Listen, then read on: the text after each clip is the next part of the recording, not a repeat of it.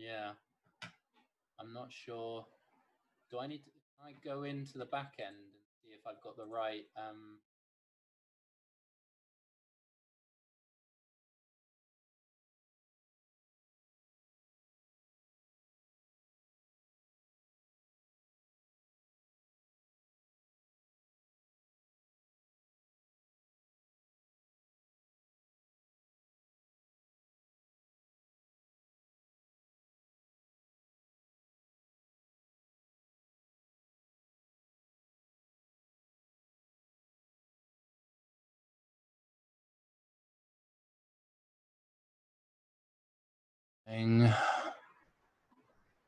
Is where is it?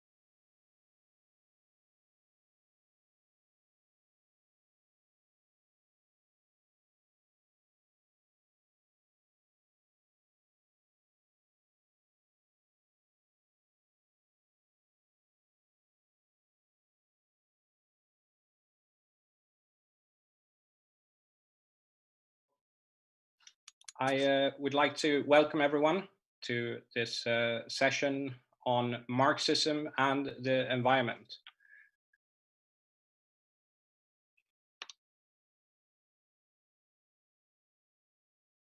My name is Stefan. I'm from the IMT in Sweden, and I will be chairing today's session.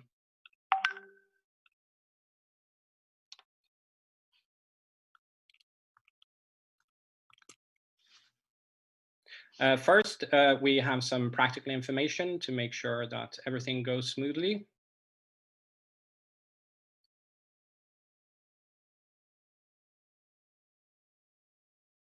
And for those of you joining just now, you will note that there are pauses all the time when people speak.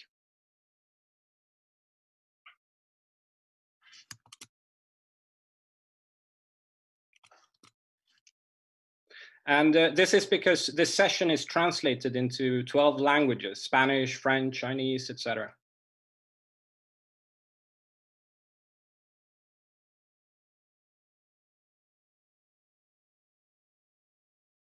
And we have to pause for the translation.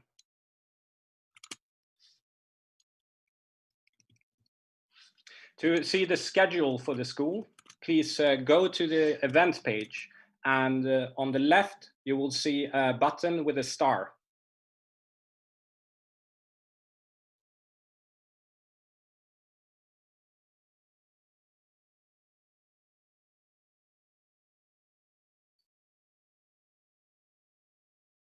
You can see the two other sessions simultaneous to this one, and you can see the rest of the school there.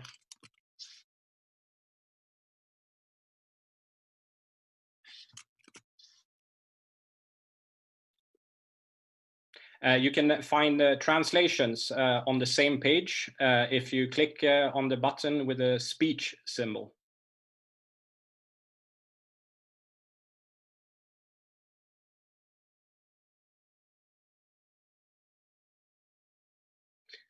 So if you're not already in there, navigate to the correct language and join the Discord server.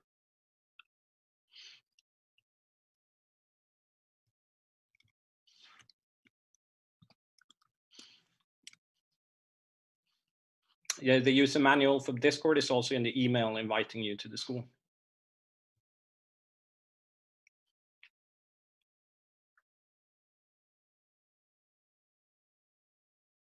Now, this discussion on the environment is a key question for obvious reasons.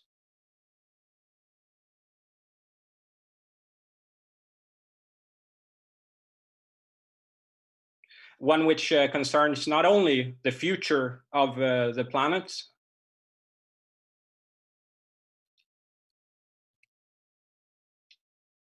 but potentially of human civilization and the human species itself.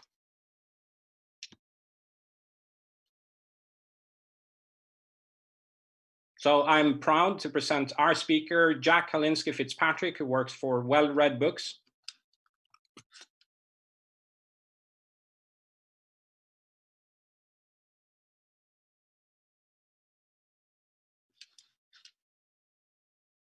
The publishing house of the International Marxist Tendency, which publishes a wealth of Marxist literature.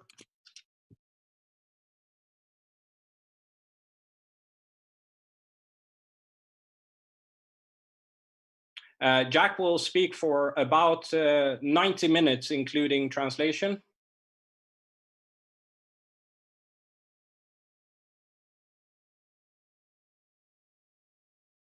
And there will be a 25-minute break after his lead-off.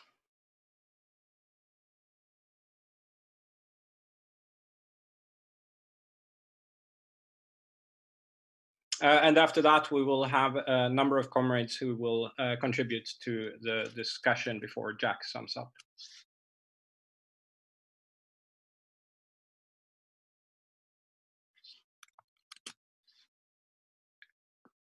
So without further ado, I would like to ask Jack to come in. Welcome, Jack.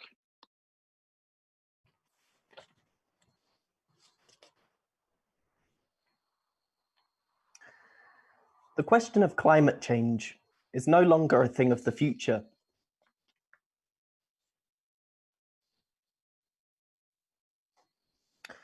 Freak weather events are becoming more common.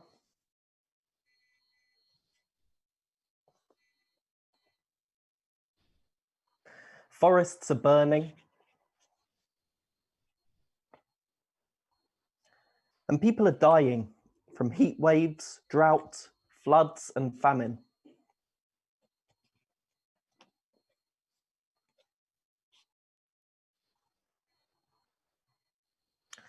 Two years ago, a report was released by the IPCC that modelled the effects of climate change.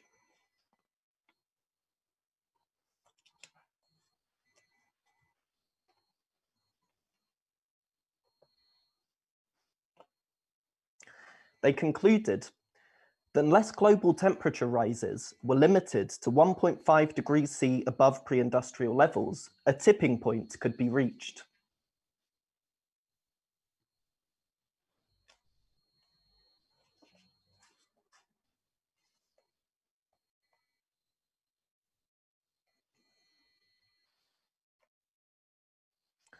It points to a future where humanity would be driven to mass displacement, war over natural resources, and barbarism.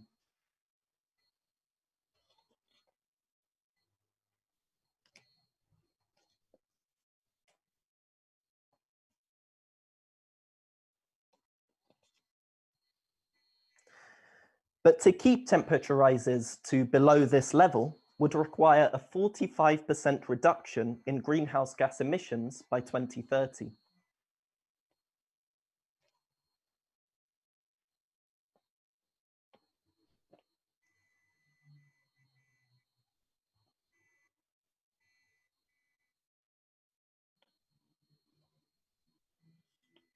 And what has been the response? Well, according to the UN, governments are planning to produce 120% more fossil fuels than would be consistent with meeting this target.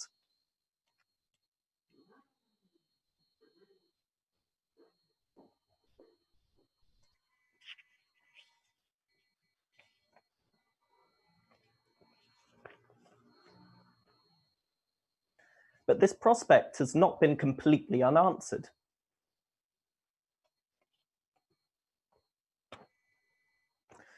Last year saw millions of young people begin to fight back.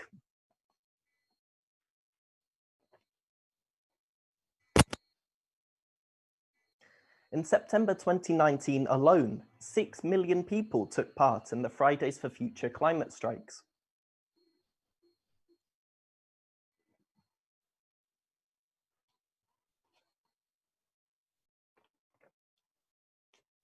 And these were not just caused by worries about the climate.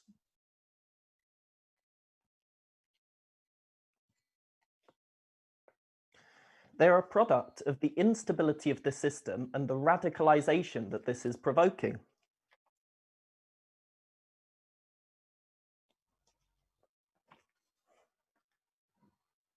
We can see that there is a large layer of radical young people who are not interested in waiting about for change.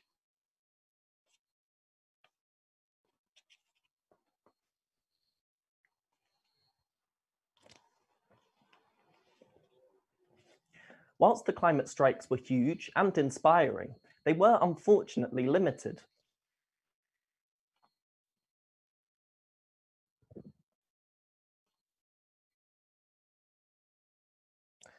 Firstly, they were not linked up to the labour movement on a systematic basis.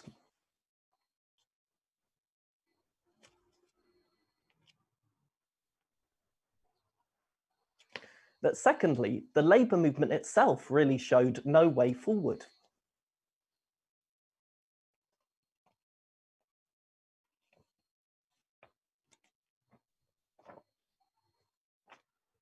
On top of all of this, they were to a large extent derailed by liberal NGOs, Green parties,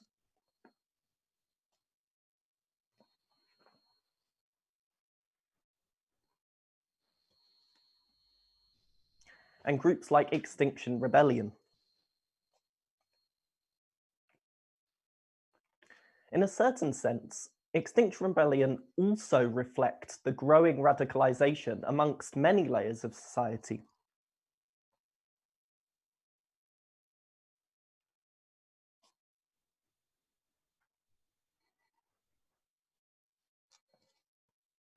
They recognize that letters, emailing, and marches don't work.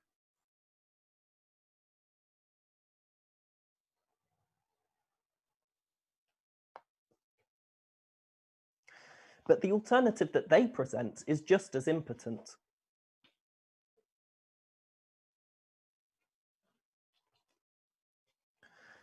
The founder goes on to suggest that instead, the movement needs about 400 people to go to prison and about 2,000 to 3,000 to be arrested.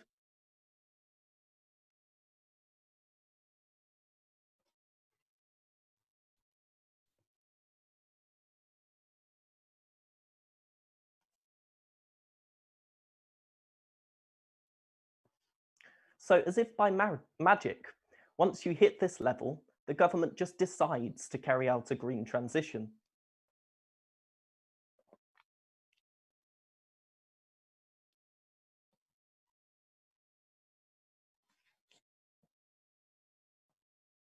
They also argue that all classes can be convinced, and so they actively try to depoliticize the movement.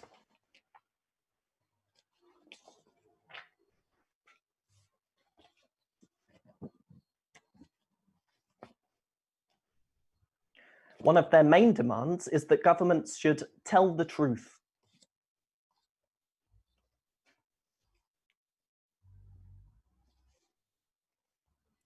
The trouble is, we live in a world where if the two richest men piled all of their wealth in $100 bills, they would be sat in space.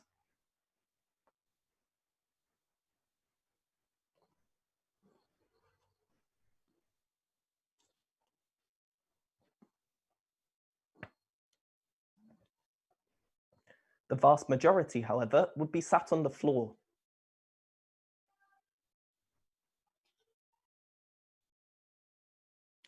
For a government that defends this system to tell the truth would therefore be suicide, and it is naive to think that this would be possible.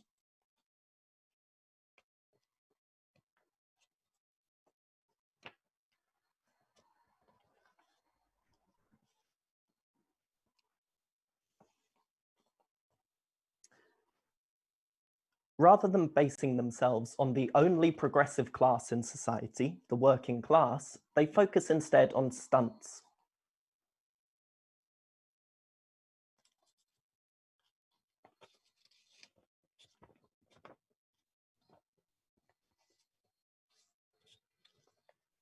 But these stunts at best play a reactionary role by reducing the confidence that workers have in themselves.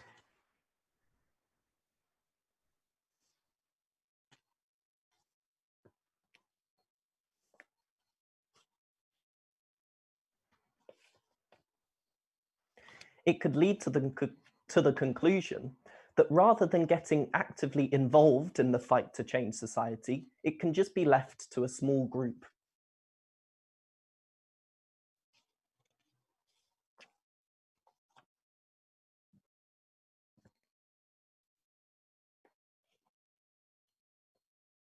At worst, these actions can play an even more reactionary role by turning workers away from the environmental movement.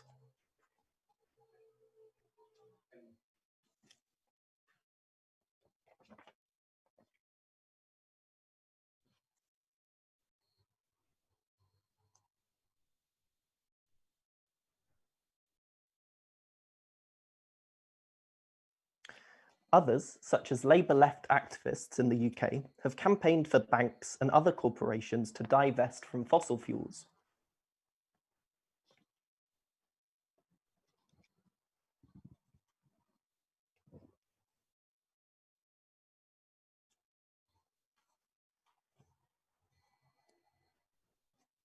Now, first of all, it's quite unlikely that these companies will come under sufficient pressure from these left-wing activists to divest.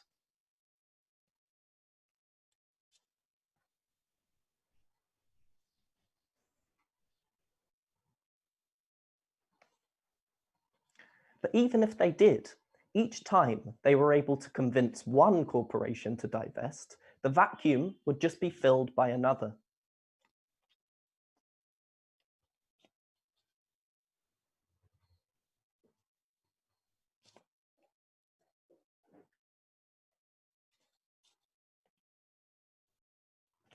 The problem goes deeper than this, though.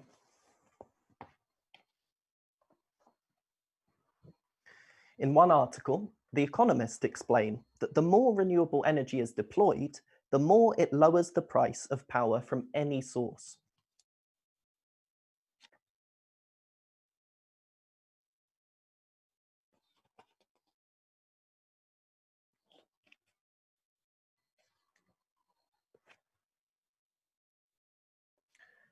Sources of power are a commodity under capitalism.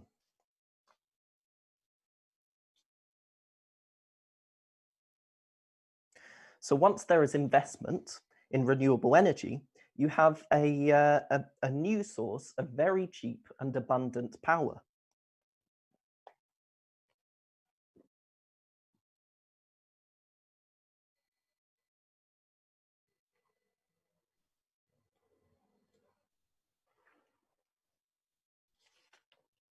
And so as supply increases, the price of all sources of power goes down.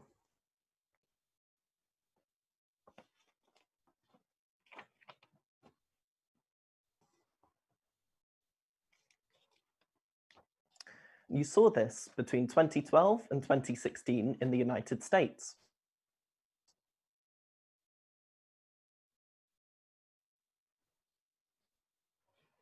The installation of solar panels increased hugely, and costs equally fell by a huge amount.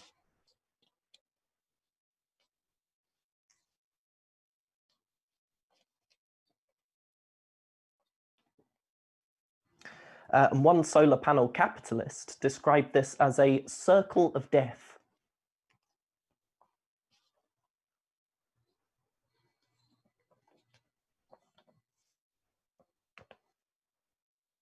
He said, with global overcapacity forcing down prices, firms are compelled to produce more to gain the benefits of scale, which further lowers prices.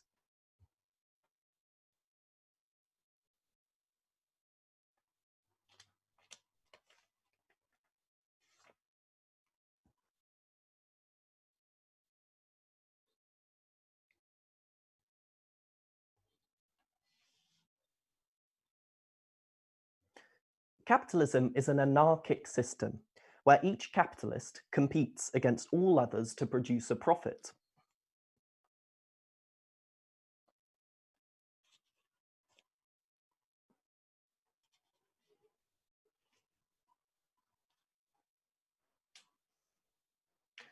When demand exceeds supply for a particular commodity, capital is directed to that sector.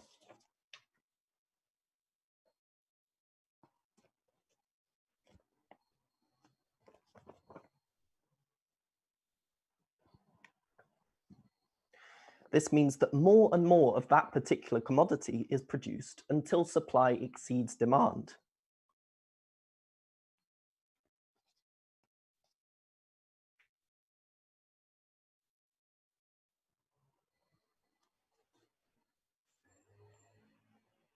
But it is impossible for individual capitalists to realize that this point has been reached until it's too late.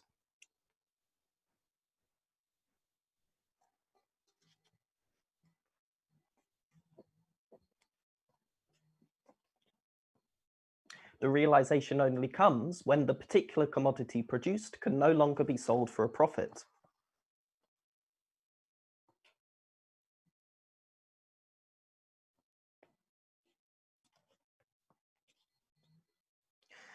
Since the working class is paid less in wages than the value it creates in the labor process, this causes periodical crises of what is called overproduction.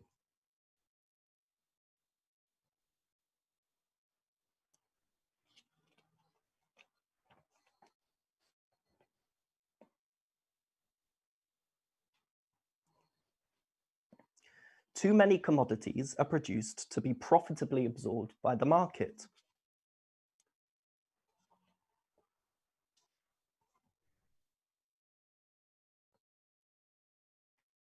And this is, of course, much the same with sources of energy.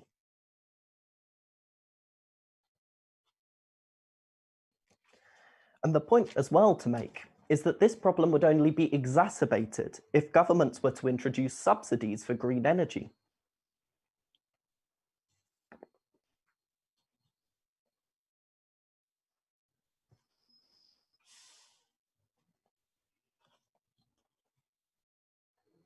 It would only lead to markets becoming even more glutted and so drive the sector into an even deeper crisis.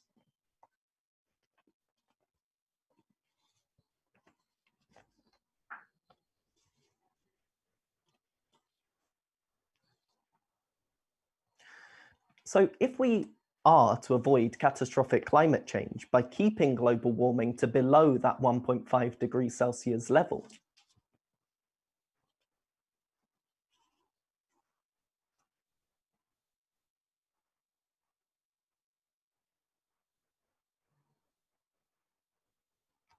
we require an energy transition far quicker and more radical than anything we have ever seen.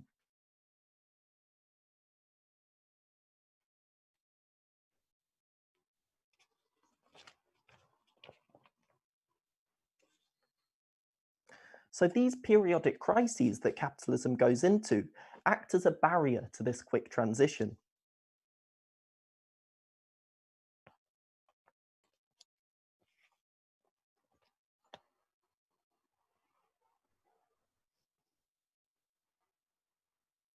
Now, one idea that is gaining followers is the idea of degrowth or zero growth.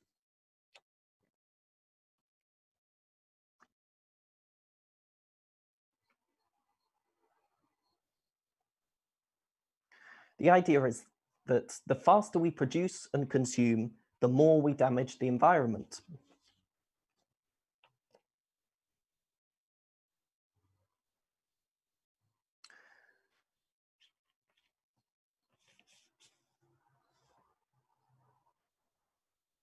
So they call on the advanced economies to embrace zero or even negative GDP growth.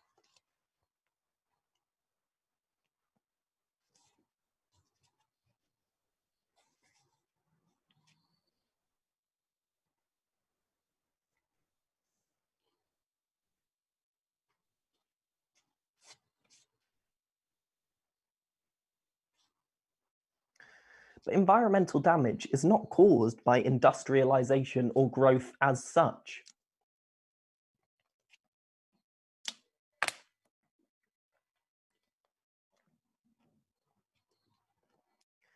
But by the way, production is organized and controlled.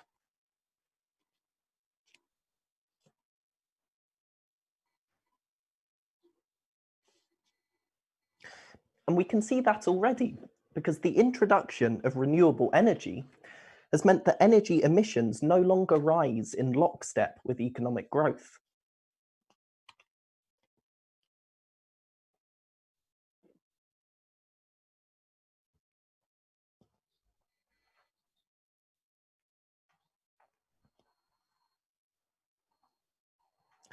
And so the point to be made is that if we had a democratically planned economy which properly utilized renewables and rationally allocated energy and resources,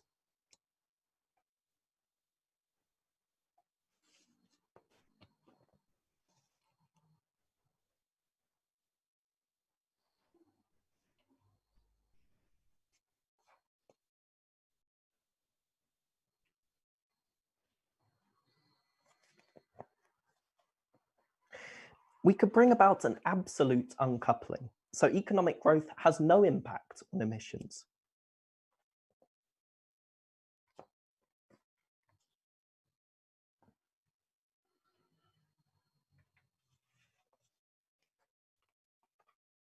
Now, linked also to these ideas is the idea of overpopulation.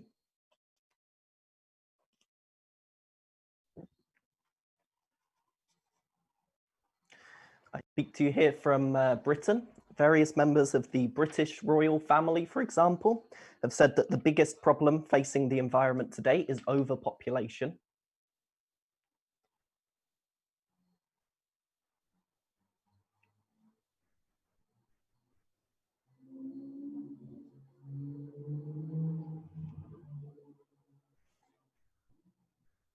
Unfortunately, that does not mean that they limit their own population.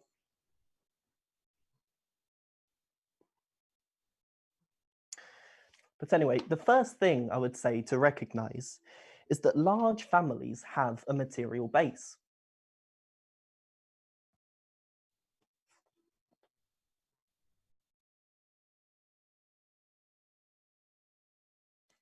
In developing countries, rural families have to rely on having many children.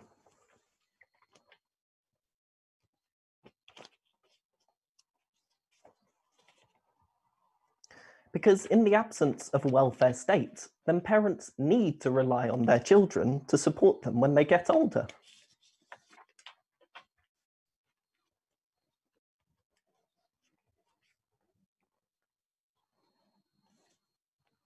And as evidence of this, we've seen declining fertility rates across the world as countries urbanize and develop.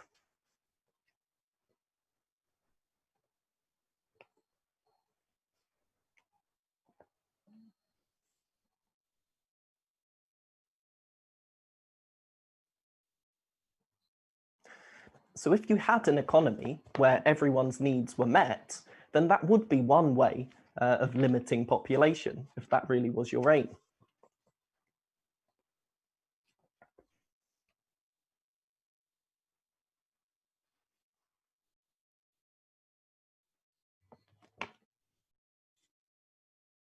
But of course, the British royal family are not in favour of this.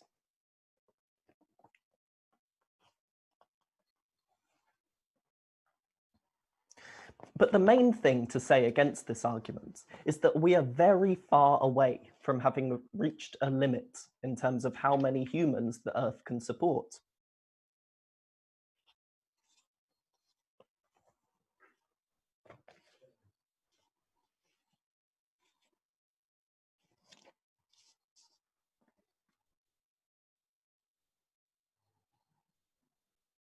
The ideas that are put forward here are really just a reheated version of the ideas of Thomas Malthus.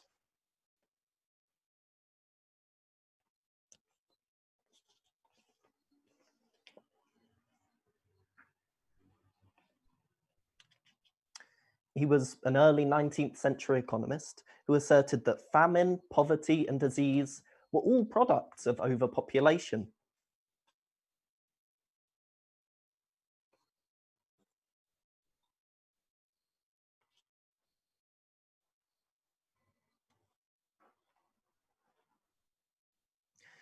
But his ideas were disproved because with advances in agricultural technique, a bigger population could be supported.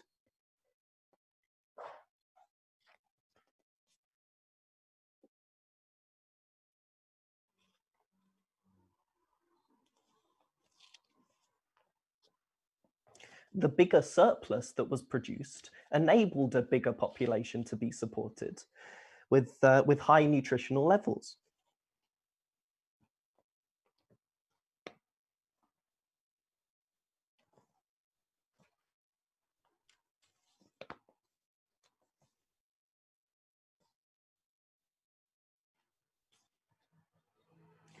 And his ideas are still wrong today.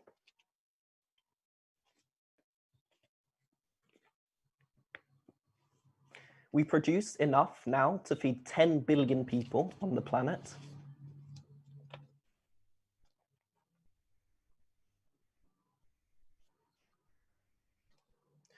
And the technology already exists to make the complete transition to renewable power.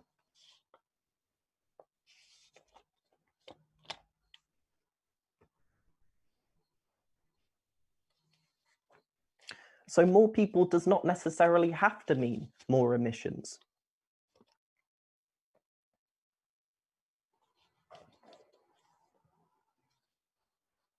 Again, using the same sort of logic, there are those who argue that if we all just consume a little less, then we'll be able to save the planet.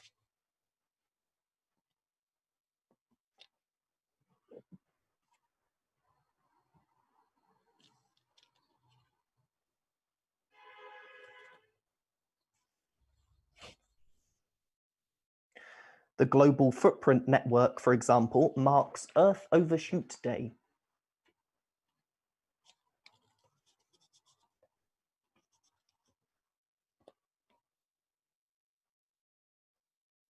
This is the day, according to them, when humanity has used up nature's resource budget for the year.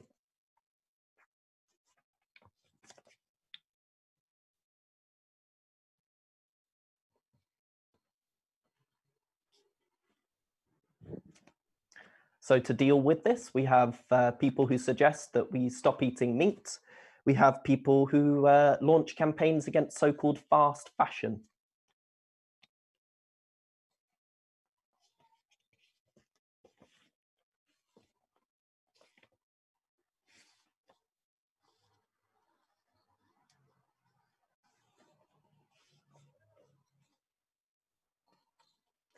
But the first question to ask these people is just who is it that they are suggesting consumes too much?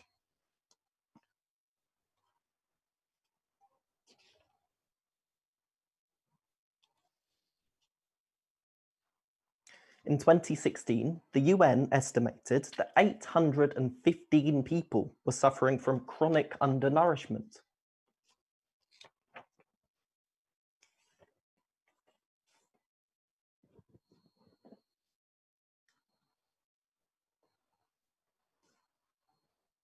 And this will only be exacerbated by the coronavirus pandemic.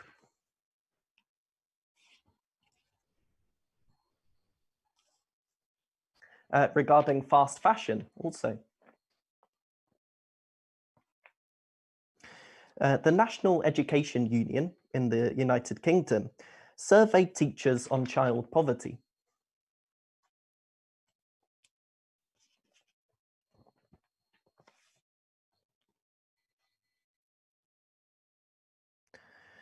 They reported children wearing clothing that was ill-fitting, others with holes in their shoes.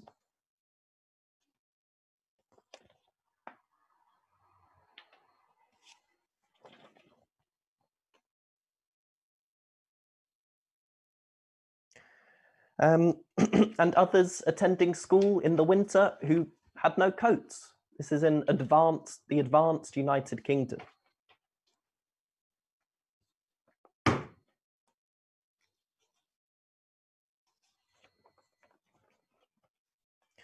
After a period where workers have suffered brutal austerity, to talk about consumerism, really, to most people, is a sick joke.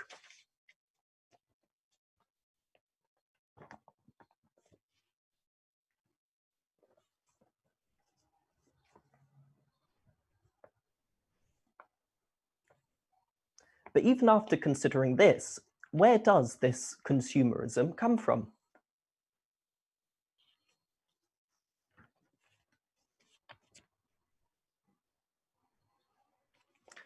Capitalism requires capital to be constantly flowing around the system.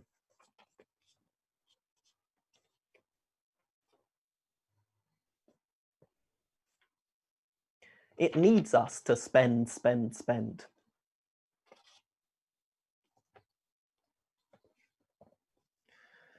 And to manage this, huge amounts of resources are directed towards the advertising industry.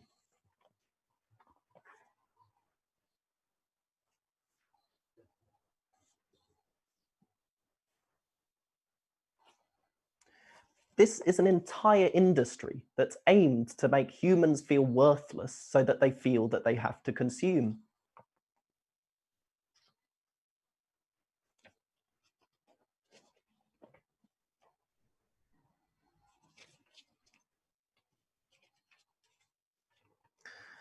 And on top of this, even if you were convinced by all of these campaigns,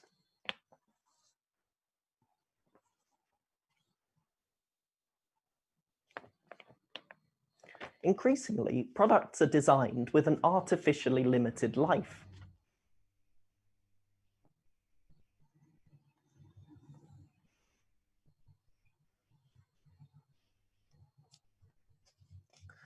Many people watching may have experienced this when they buy a mobile phone or a laptop, maybe.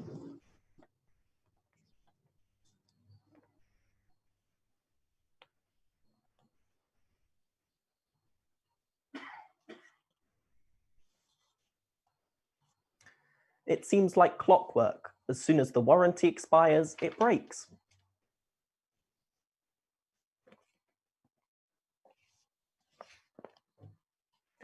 But this is incredibly useful for a capitalist.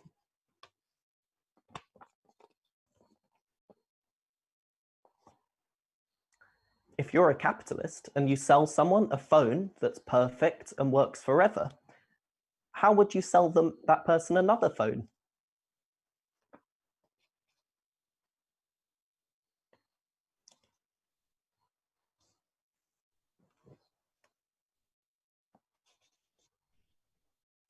So under capitalism, there is a disincentive to produce high quality products, within reason, of course.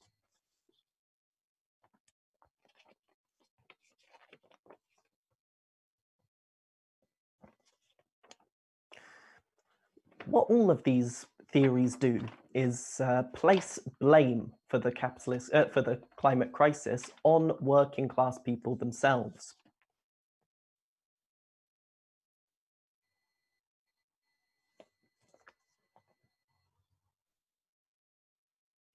But the real culprit is not the actions of workers, it's capitalism and the capitalists themselves.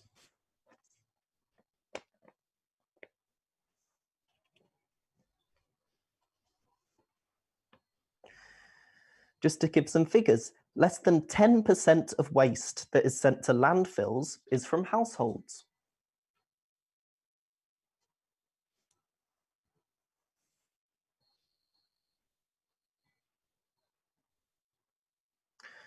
Over 70% of greenhouse gas emissions are produced by 100 big companies.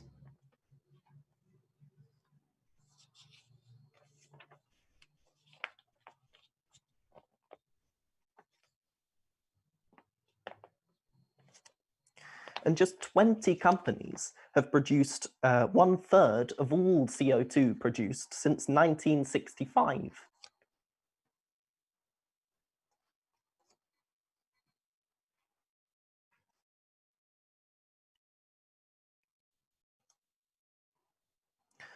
So rather than blame those who are actually responsible, we're encouraged to blame ourselves or others.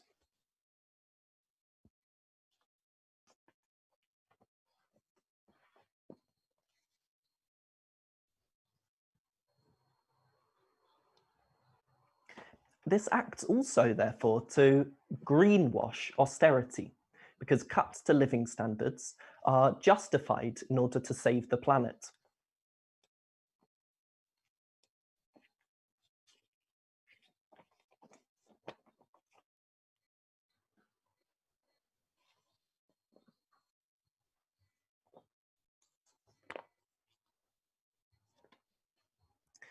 But even if it was possible to convince every individual to stop consuming, would this even work?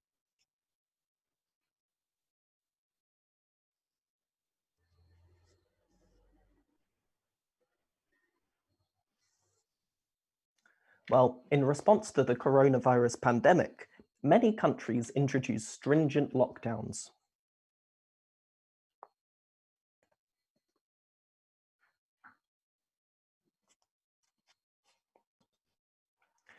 Flights were grounded, shops were shut, people did, to a large extent, stop consuming.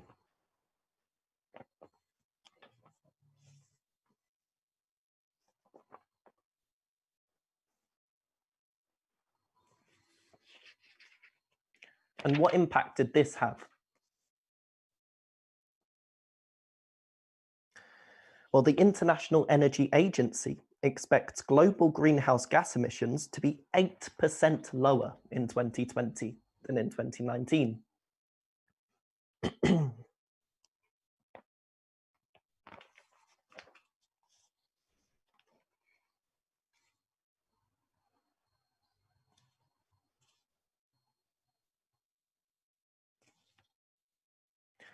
So even if people endure these huge changes to the way they live their lives, we would still have 90% of the necessary decarbonisation still left to do.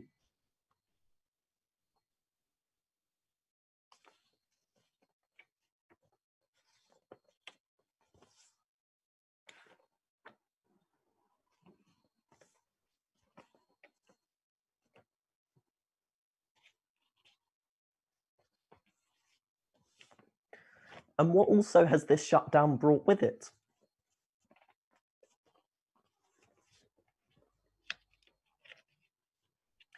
It has brought possibly the deepest capitalist crisis in history, which brings massive unemployment and eventually brutal austerity.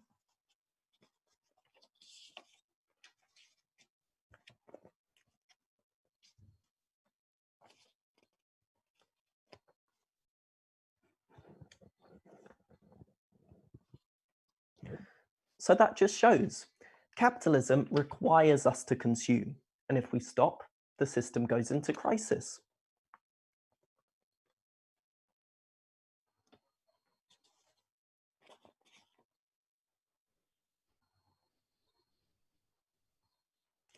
And this only brings unemployment and suffering for the working class.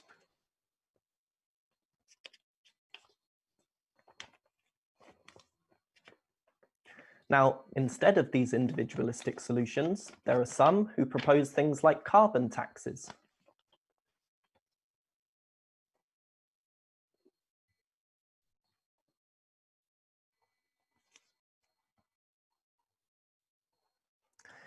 Ian Parry, an economist at the World Bank, for example, argues for a carbon tax of about $35 per tonne.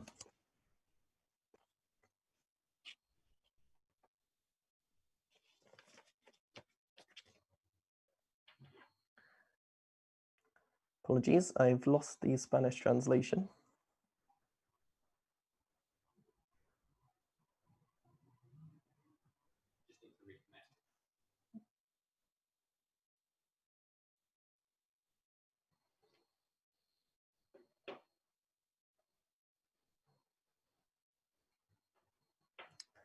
Okay, could I just check with the translation team that I'm back?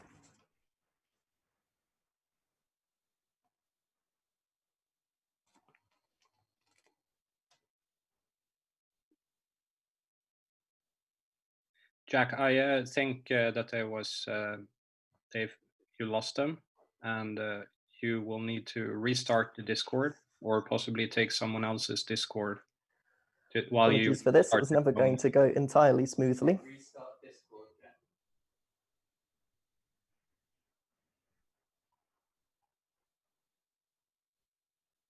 Okay, I think I'm back. Yeah, he thinks he's back. Just one more check. Okay, good. Panic over. Okay, so Ian Parry, an economist at the World Bank, his plan, though, would raise the price of petrol by about 10% and the price of electricity by about 25%.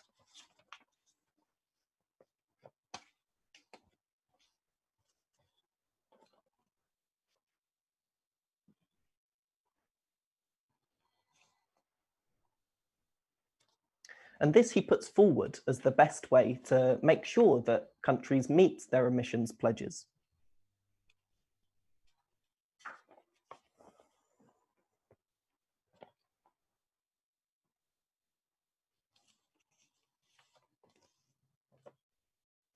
However, in the UK in 2016, 10% of the population were in what's called fuel poverty.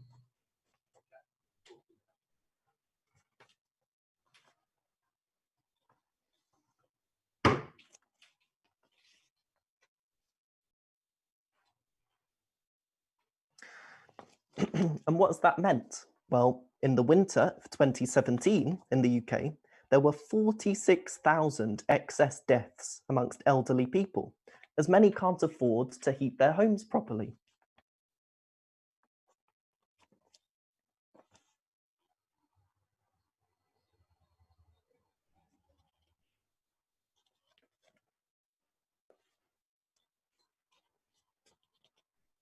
So a carbon tax would hit the poorest hardest and push more people into fuel poverty.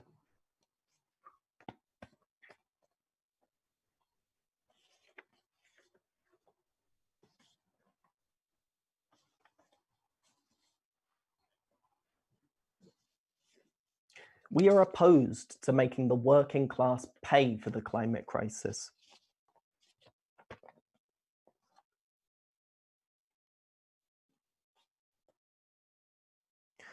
So we should support the Yellow Vests movement, which was itself sparked by a proposal to introduce a fuel tax.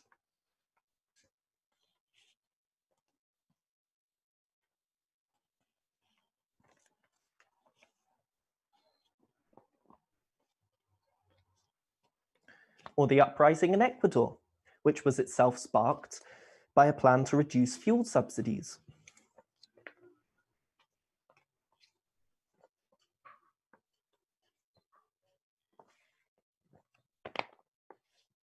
Now, elsewhere, there are those who argue for what is called a Green New Deal.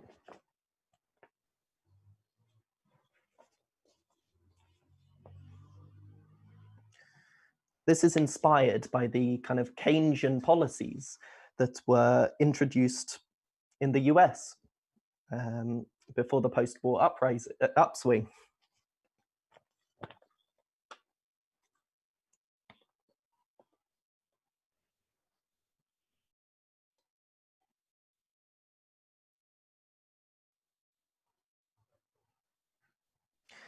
The idea is government-led investment in green technologies and funding this through taxation.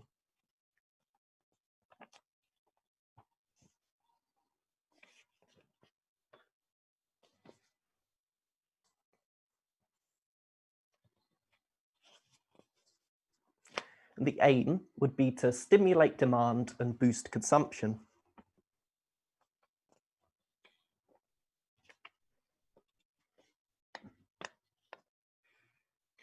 Now, the Green New Deal is certainly a step forward compared to many of these individualistic solutions.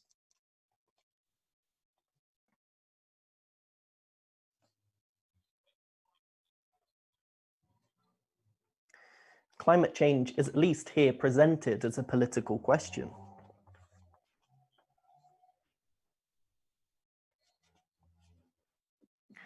But the question that must be asked is, where will the money come from?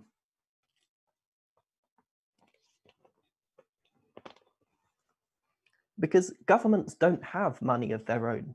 They can only get it through borrowing, through taxation, or printing money.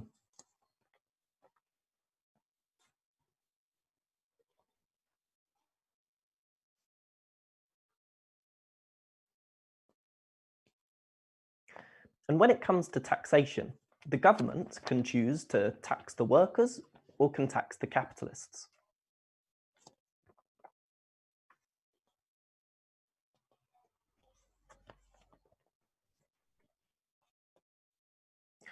But taxing workers merely cuts their consuming power and so reduces demand in the economy.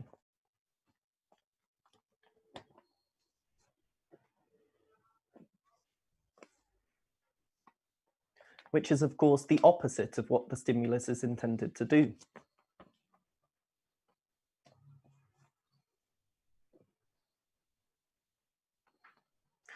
Taxes on the capitalists, on the other hand, mean biting into the profits of the capitalists.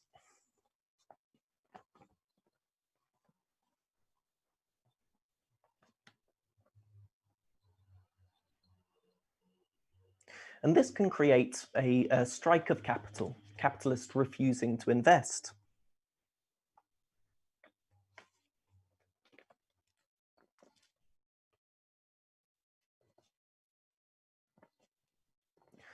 So taxation can only stimulate demand by suppressing it elsewhere.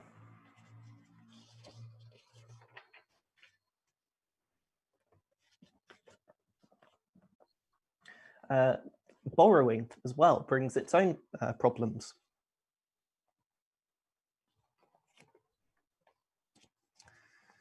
Governments already around the world were in a huge amount of debt, and this has only been exacerbated by the coronavirus pandemic, the response to it.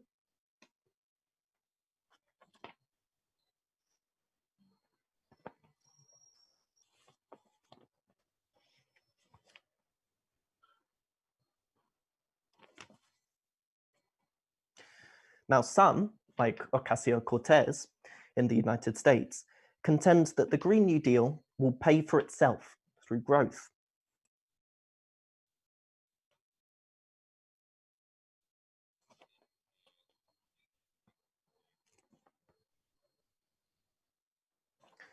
But is this possible?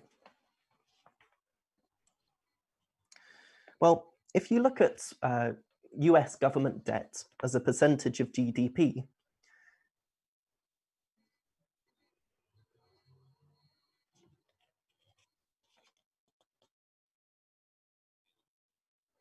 in 1946, this stood at 119%.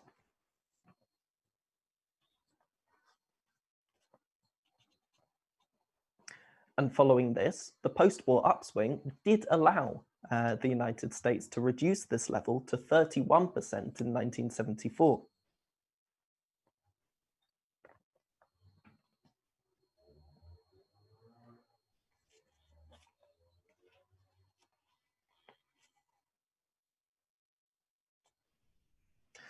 But we are living in a completely different period today.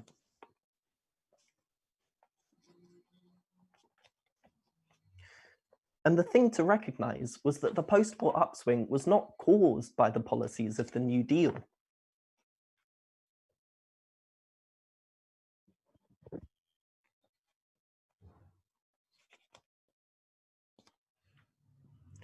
After all, it was not until after 1945 that the world economy began growing again.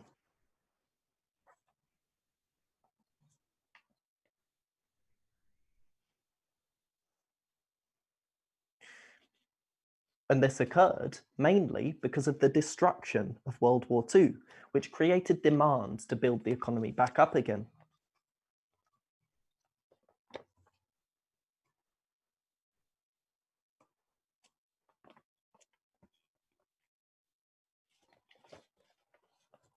Today, on the other hand, world markets are saturated.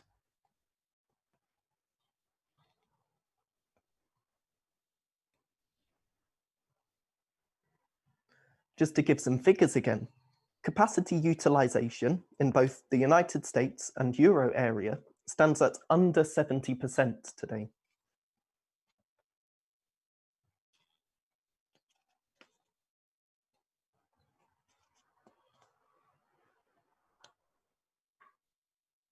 And whilst in China, it is around 74%.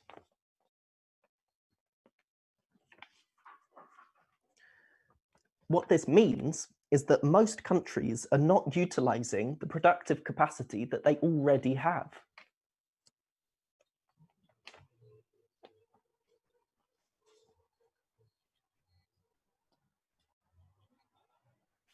Why is that? It's because there is not enough demand in the economy due to the crisis.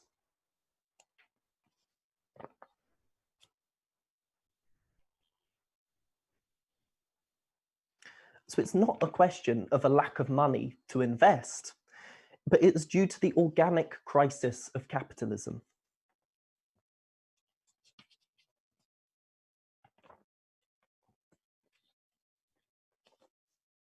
And so this can't be solved simply by pumping more money into the economy.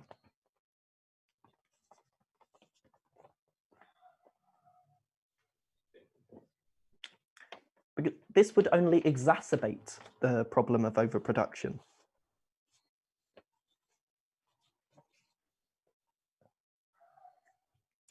Now, ultimately, capitalism is incapable of bringing about the changes that are needed quickly enough.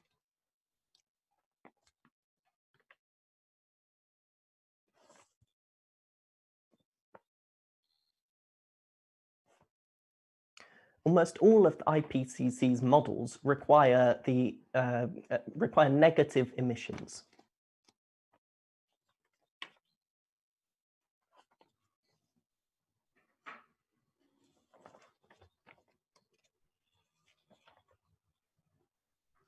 So they need us to suck CO2 out of the atmosphere.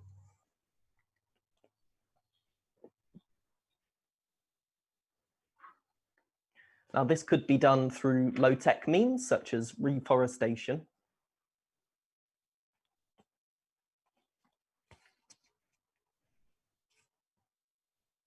But there are also some more high-tech potential solutions, such as enhanced weathering.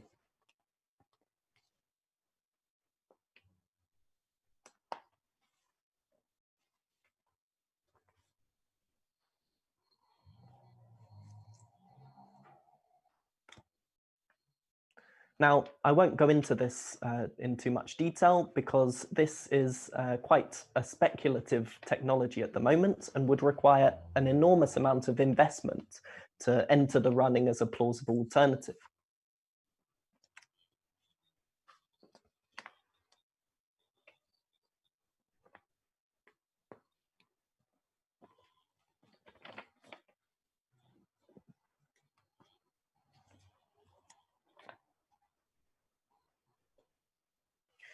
But the point I would like to make is that this investment is not being carried out by capitalists.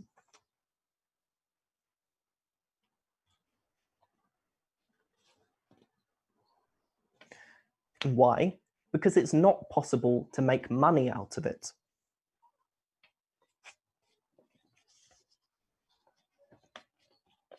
The only reason for capitalists to invest in anything is to make a profit.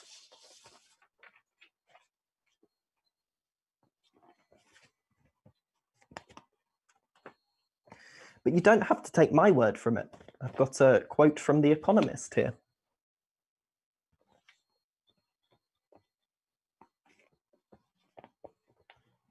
They say, though renewable energy could profitably generate a fair share of the world's electricity, nobody knows how to get rich simply by removing greenhouse gases.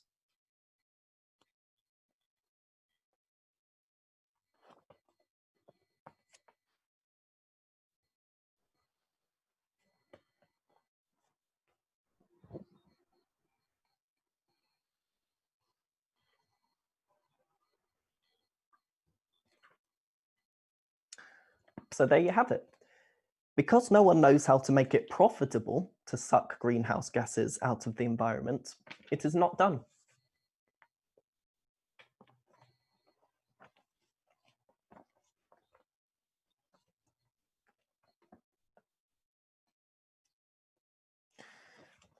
Now, this drive to produce, in order to produce a profit, also encourages companies to cut corners and drive down standards.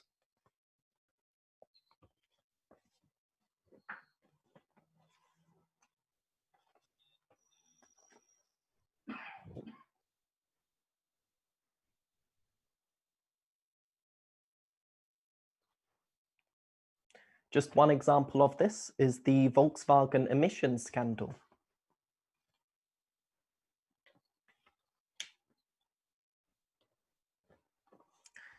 Here, they installed a defeat device, which could basically, it could recognize when the car was being tested.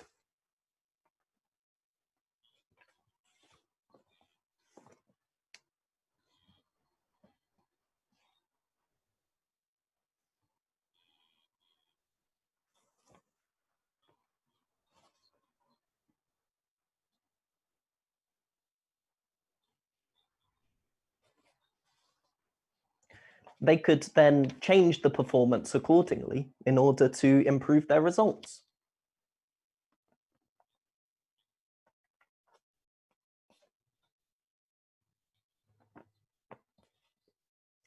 So it allowed the company to appear as though they were meeting regulations, but they were able to do that whilst avoiding reducing the performance of the car.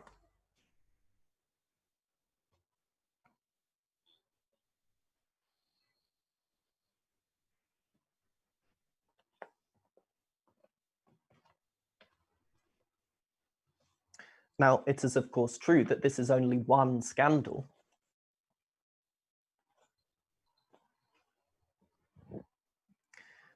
But the point to recognize is that capitalism is a system that rewards those who cheat, provided they get away with it.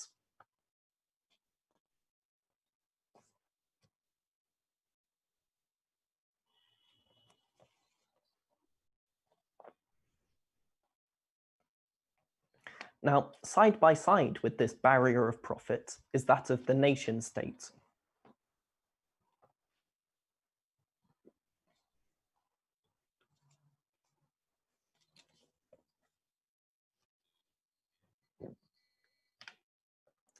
It's a very uncontroversial statement to say that international cooperation is needed in order to bring about the sort of change that we need.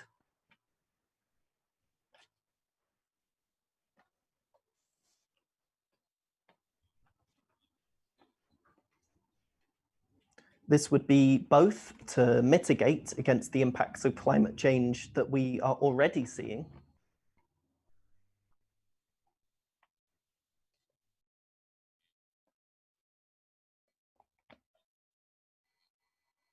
but it would also, it's also needed in order to help countries to switch to more green energy sources.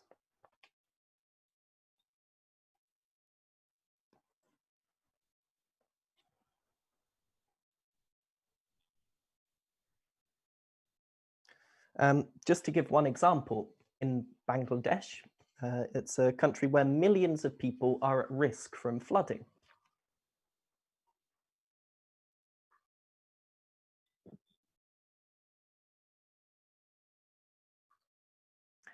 There's a situation where Himalayan meltwater and heavy monsoons can inundate the Ganges Delta.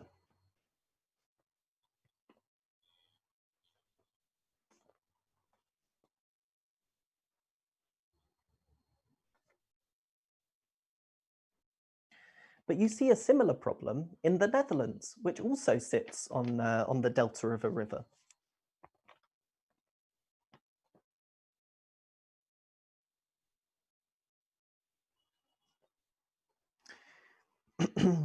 But the difference is that in the Netherlands, there is a system of dikes and canals, which means that water can be directed to the sea.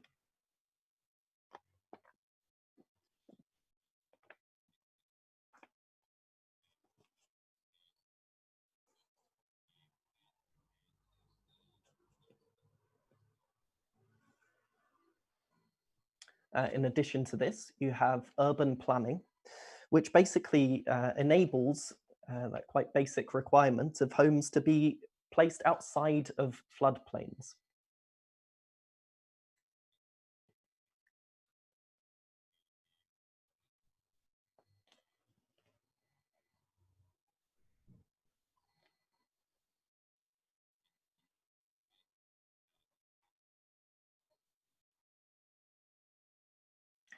Essentially, what we see here is that because the Netherlands is a much richer country than Bangladesh, it is possible to deal with this problem.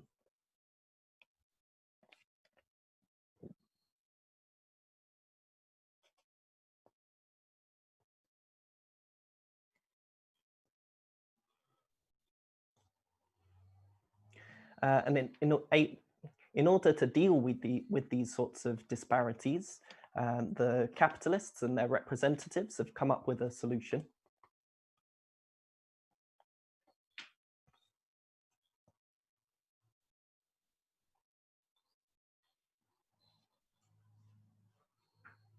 In the Paris Agreement, they nobly resolved to transfer $100 billion a year from the advanced to the developing countries.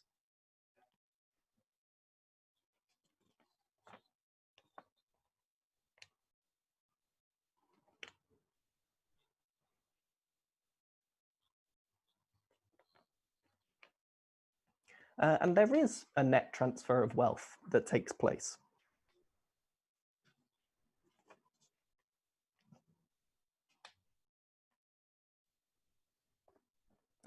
Each year, $2 trillion flows from the less advanced to the more advanced countries in the form of loans, repatriation of profits, and things like this.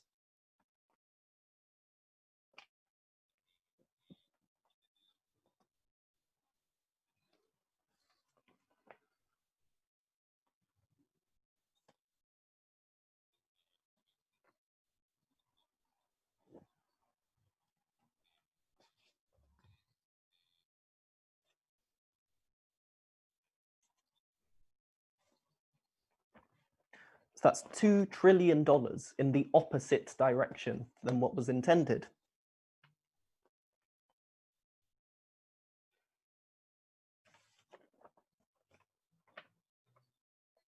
Or not intended.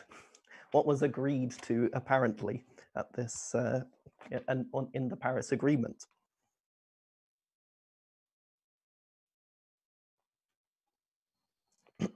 And this is no accident, because capitalism divides the world into competing nation states, each of which puts the interests of their own ruling class first.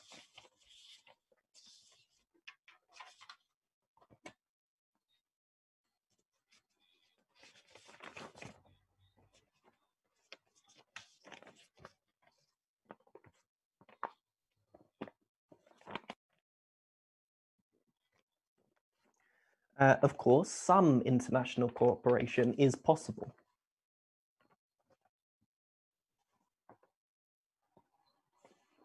When the capitalist system is in a healthy state and the economic pie is growing, nation states are capable of making agreements.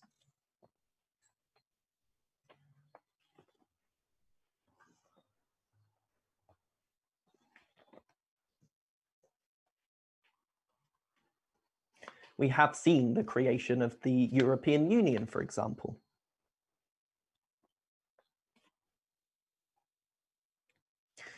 But as soon as we enter a period of crisis, each government attempts to export its problems to all the other governments.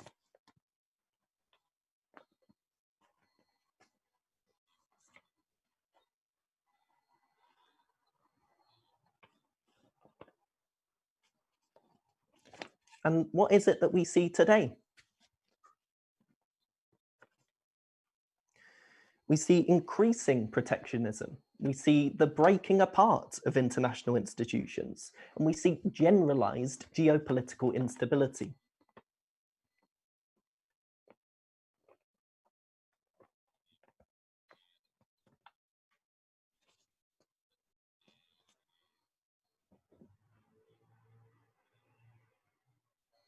So the material base for the sort of long-lasting international cooperation that is needed in order to deal with the climate crisis just does not exist.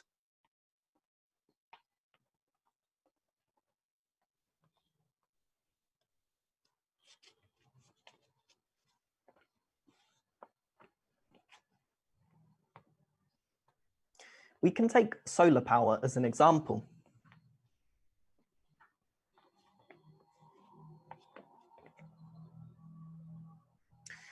We could provide a huge amount of green, clean energy today.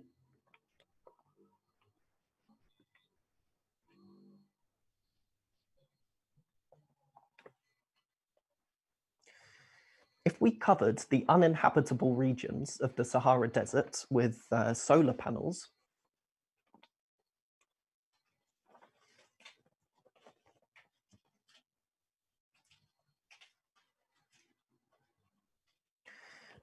you would then be able to redirect that energy around the globe on the basis of need.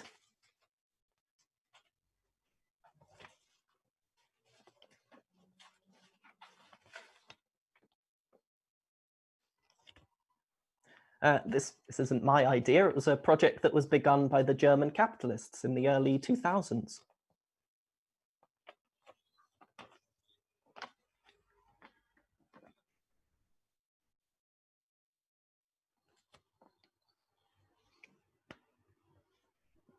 In order to move away from a reliance on on Russian gas, they established this project, which was called Desert Tech.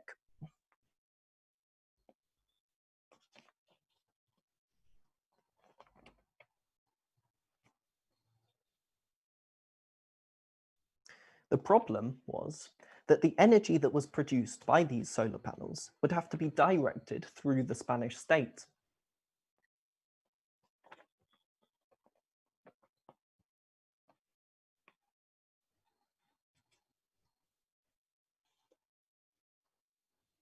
And in the context of the austerity at that time, there was no question of upgrading the infrastructure to enable this to happen.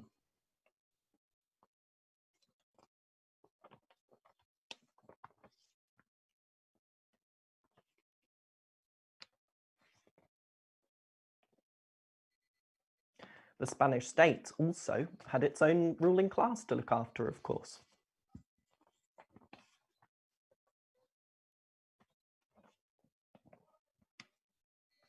Which included its own domestic fossil fuel industry.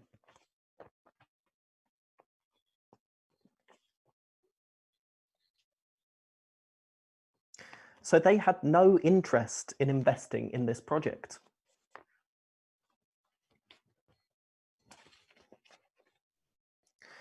Now, Greta Thunberg once said, "If solutions within the system are so impossible to find, maybe we should change the system itself."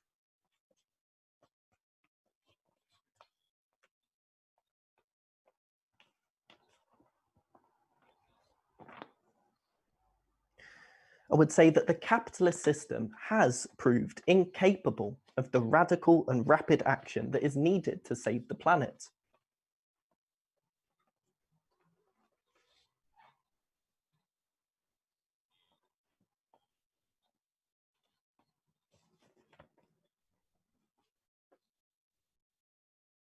And if it's incapable of fulfilling this quite basic requirement, then surely it is time that it was gotten rid of.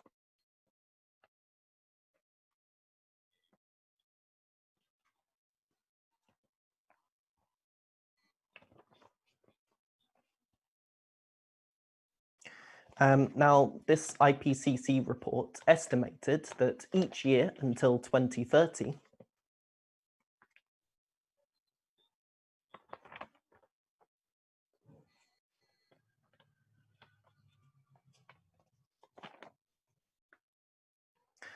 around $150 billion needs to be invested in renewable and non-fossil fuel sources of energy.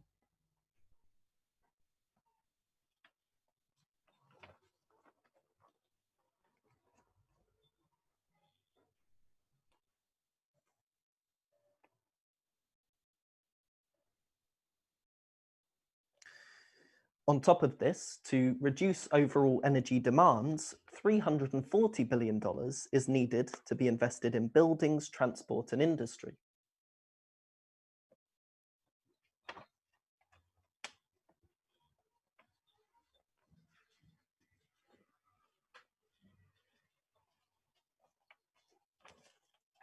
But the money to pay for this is there.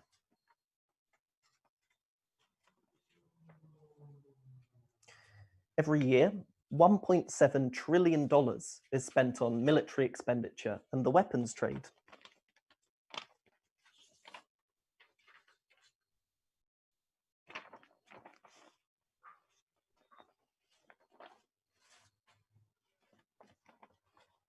Meanwhile, lying uninvested in the banks of big business is $2 trillion in the US, 2 trillion euros in Europe, and £700 billion in the UK.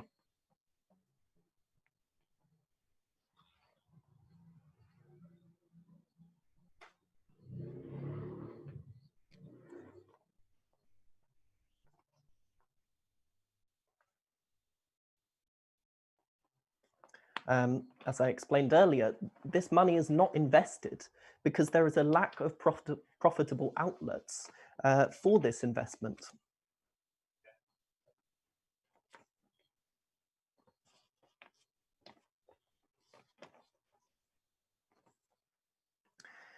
To deal with the climate crisis, we need a worldwide plan.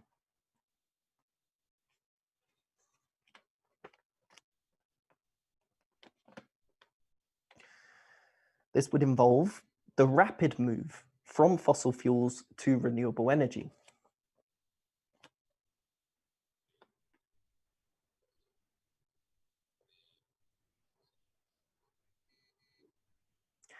We also need to properly rationalize and plan our farming.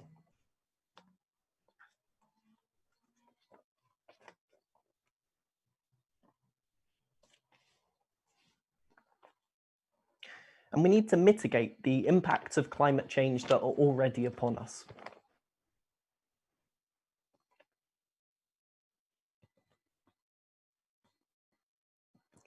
However, as the old saying goes, you can't plan what you don't control, and you don't control what you don't own.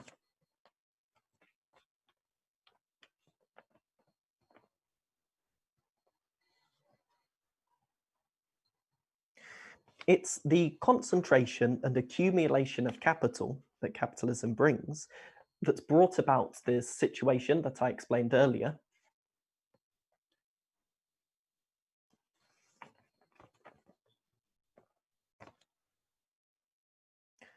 Where the bulk of all emissions comes from a handful of large companies.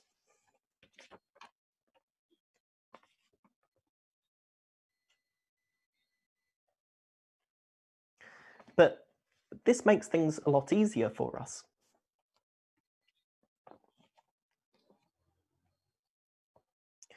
It means we just need to nationalize these large corporations and put them under the democratic control of the workers themselves.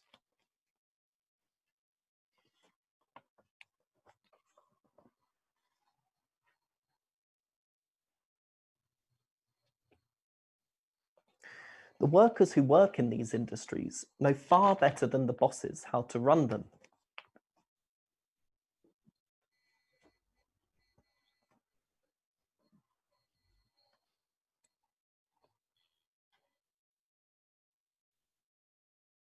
Just to give one example,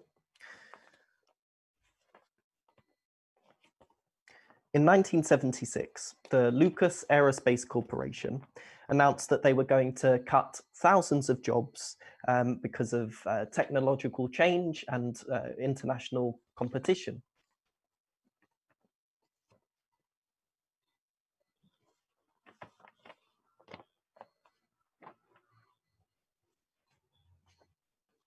But the workers instead drew up a proposal.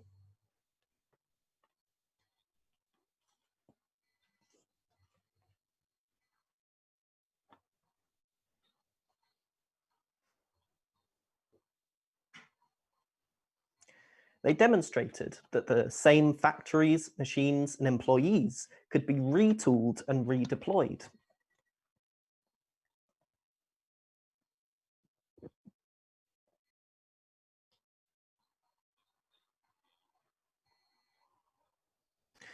They showed that instead of producing missiles, which the company was producing previously, they could produce renewable technology and advanced healthcare equipment.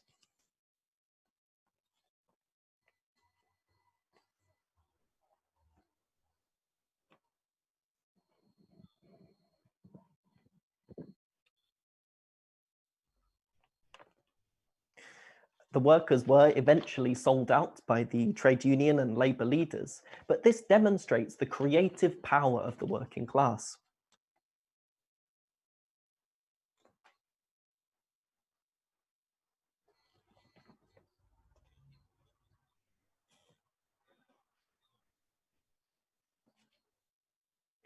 You imagine also if we had a democratically planned economy, rather than combining some of the best minds in the world to think about how to make a new button for a mobile phone,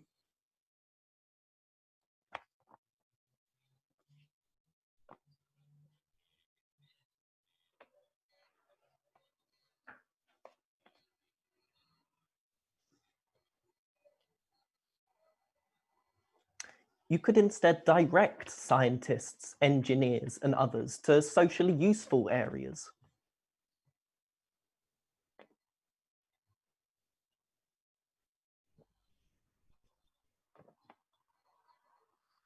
Or rather than blaming workers for consuming too much, we were able instead to provide free, high-quality public transport and free home insulation.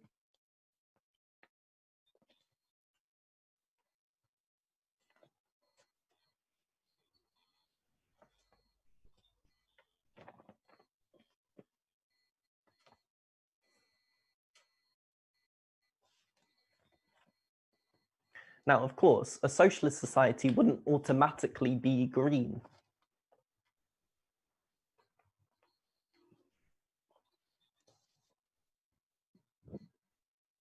But a democratically planned socialist economy gives us the tools to ensure that it is.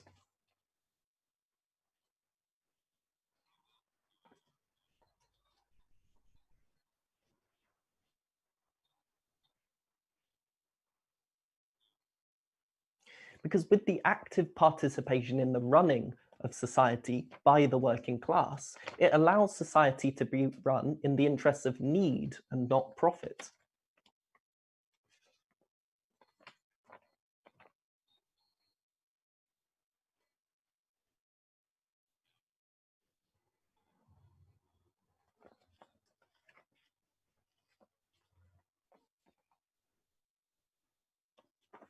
Now, the thing, of course, to remember is that no ruling class in history has ever given up its power and privileges without a fight.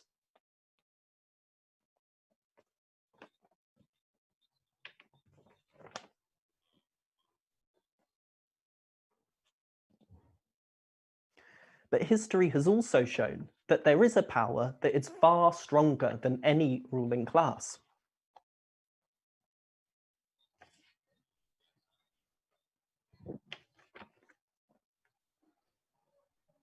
And that is the working class when they were organized around a socialist program.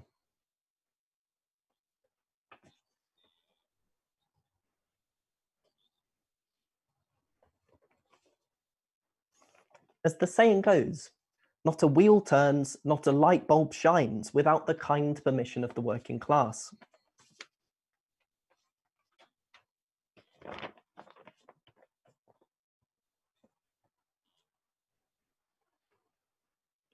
Because the working class hold power in their hands. And if they are mobilized, they are capable of shutting down society.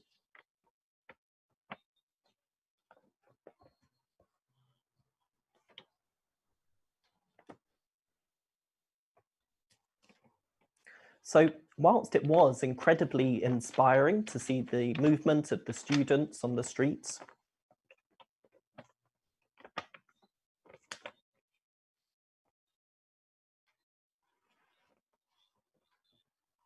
these protests are not enough if they remain limited in this way.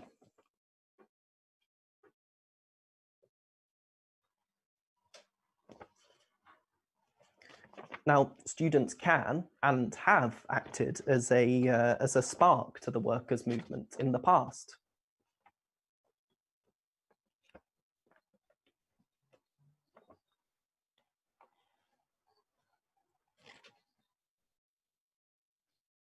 You can just see May 1968 as an example of that.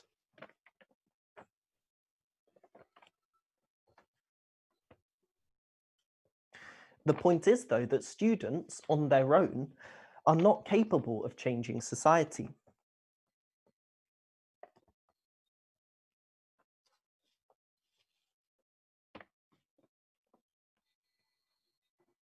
And it's only the working class that has the power to do this.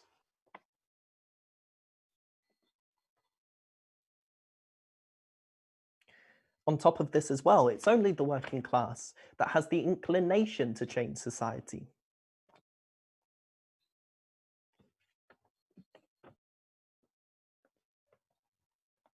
The capitalists won't save this planet. They're already living on another one.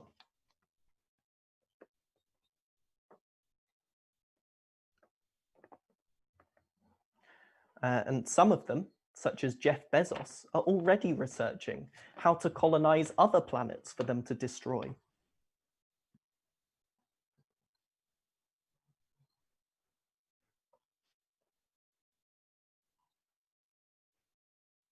History has shown that when working people do move into action, there is no lack of self-sacrifice and fighting spirit.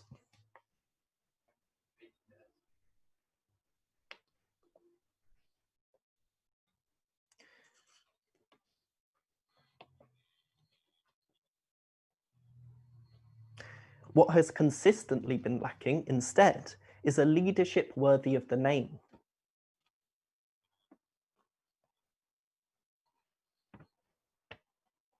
And it's the building of this leadership that should be the focus of today.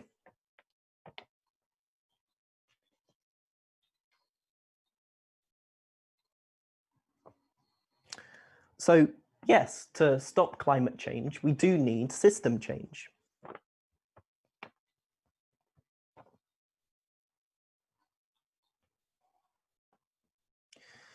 But system change will only take place if the working class are organised and led to fundamentally transform society.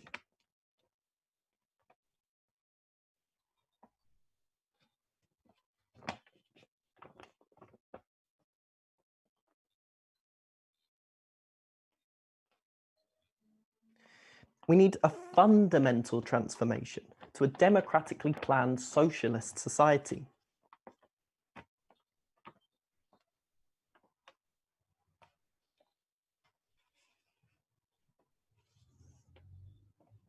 That is the only way that we can solve the climate crisis.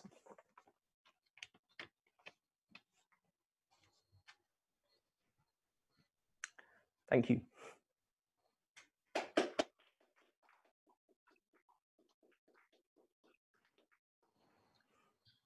Thank you so much for that excellent introduction to this topic, Jack.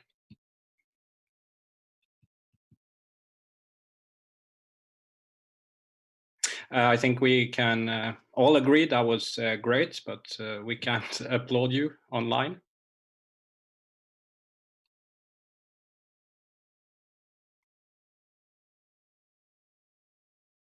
We will soon have a 25-minute break, just some brief information.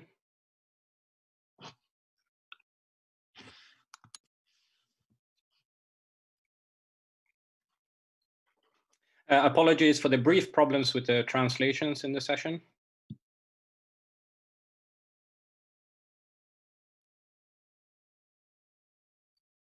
The technology is not perfect, but it nevertheless allows us to meet in this limited way.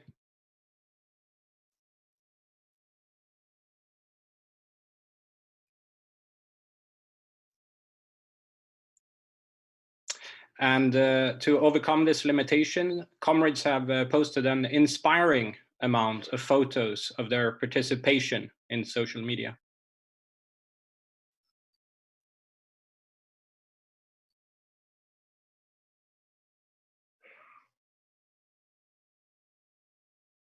Which allows us to get a glimpse of the wide international participation of revolutionaries in this event.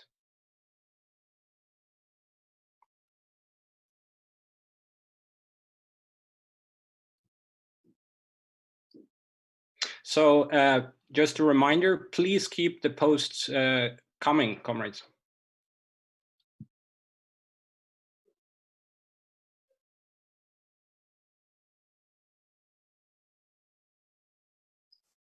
Remember to use the hashtags Marxist University, IMU 2020, 3 hashtags.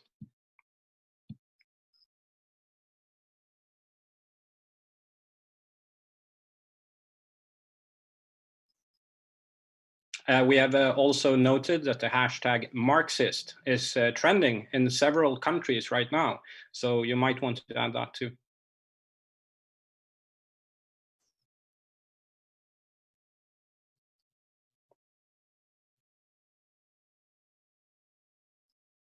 First speaker after the break will be Jonas Foldager from IMT in Denmark.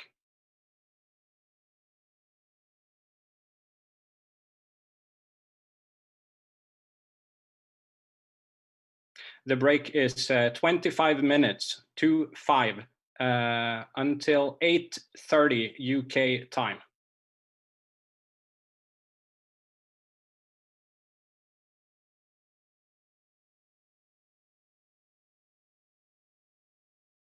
Oh, sorry, should be 7:30 UK time. See you all there.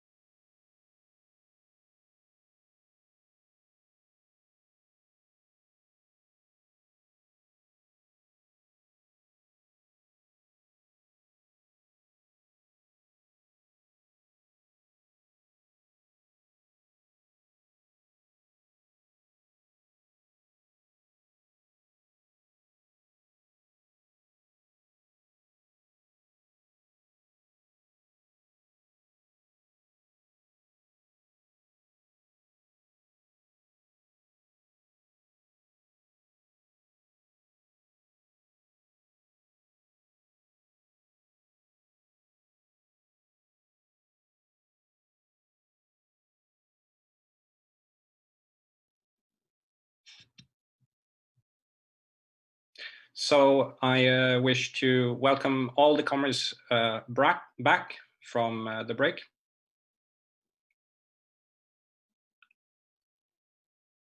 And we have a number of comrades who will intervene in this very important discussion this evening.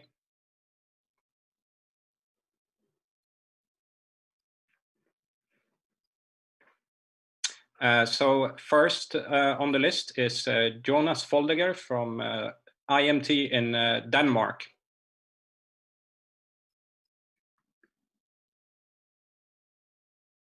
And he will be followed by Adam from Britain. Welcome, Jonas. Thank you. And hi, comrades, and greetings from Denmark.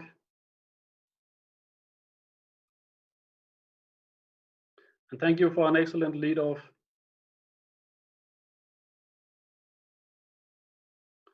I want to talk a bit about the political side of the question.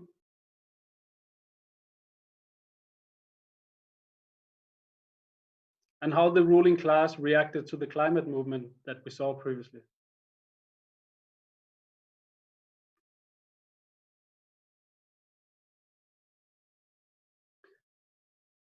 Now, the climate movement was very impressive.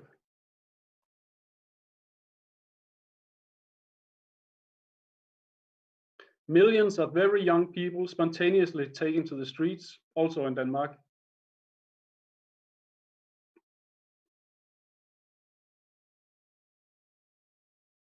Demanding system change, not climate change.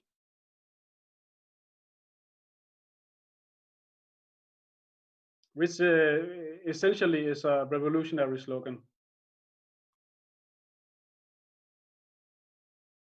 And I think it represents the revolutionary energy which has been building up into in the youth.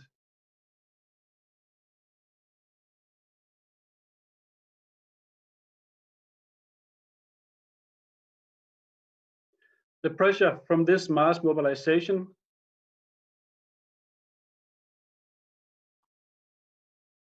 it was so big that the ruling class and its government around the world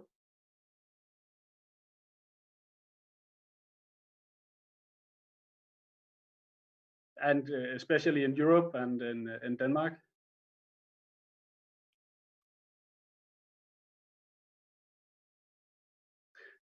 they felt the earth shake under their feet.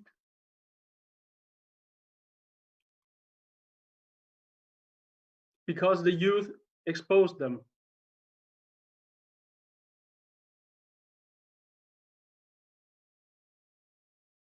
For years and years, it had been all talk and no action.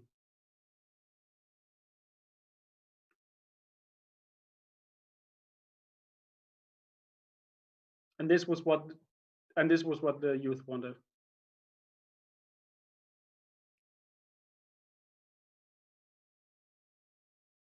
So how should the ruling class react to these school strikes and mass mobilizations?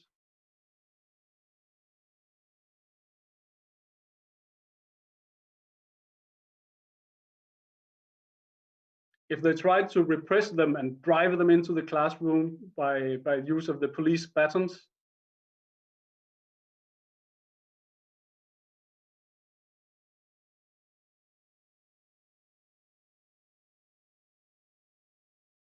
they would risk escalating the situation and bringing the working class into the equation.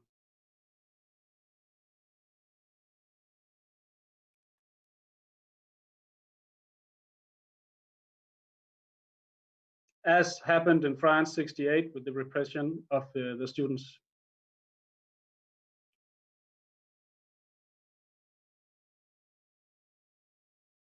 So no, this was too dangerous.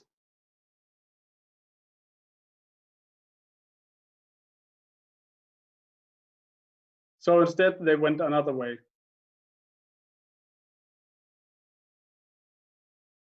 If you can't beat them, join them.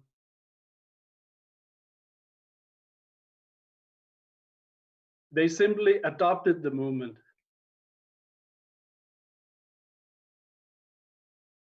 All of a sudden, everybody was now in favor of a green transition.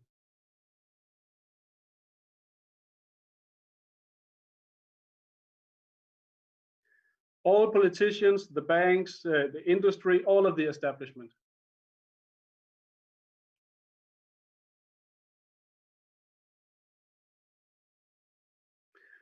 So many governments passed lofty long-term targets and statement of intent.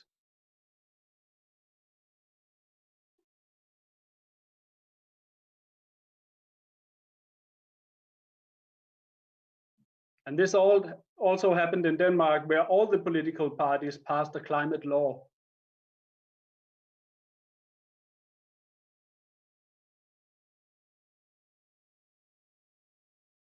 In here, they set the target of being CO2 neutral by 2050.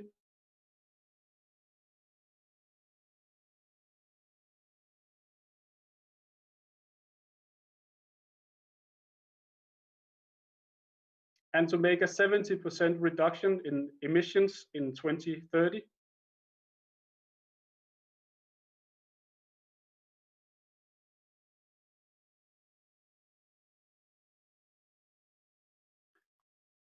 Compared to the 1990 level.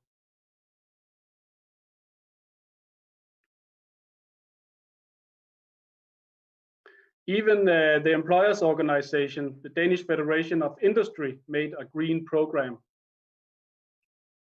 5 minutes.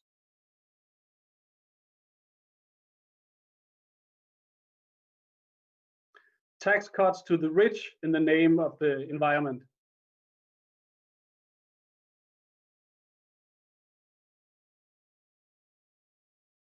Cuts to student grants to finance the green transition.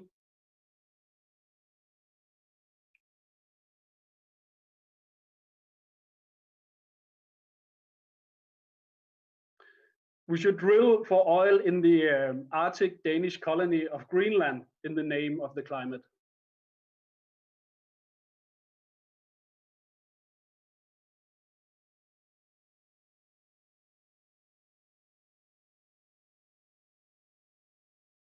So as you see, everybody was very green now.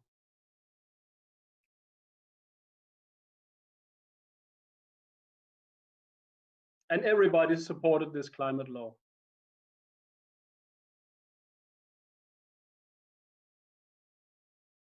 This tactical shift of the ruling class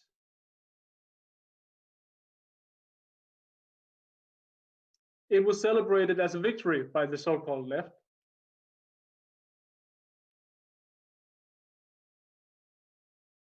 And the NGOs celebrated. They have got their piece of paper, the climate law.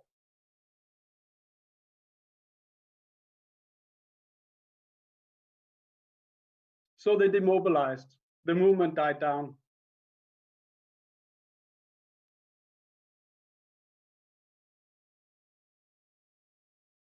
Betrayed by its NGO leadership, basically.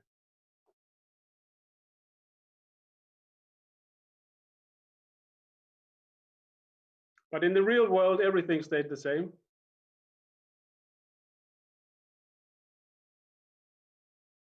And some in the climate movement saw this as what it is, a hoax.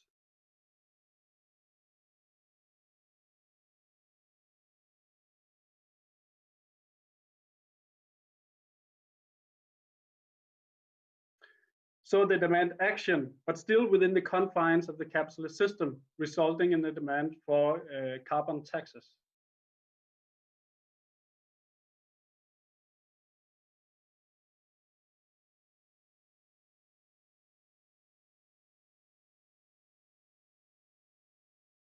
But this leads to other problems.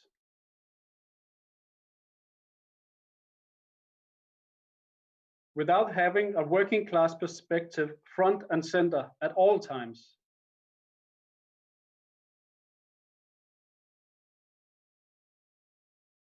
These green policies very quickly turn reactionary.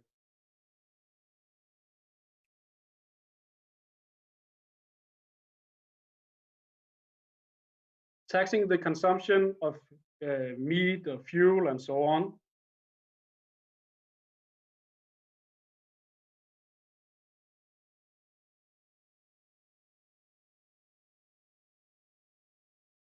is, as Jack explained, de facto making the working class pay.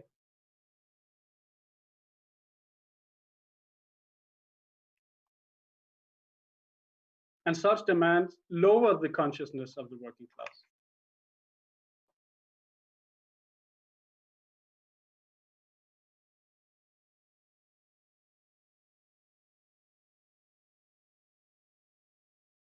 And I think especially in the current situation of a deep crisis,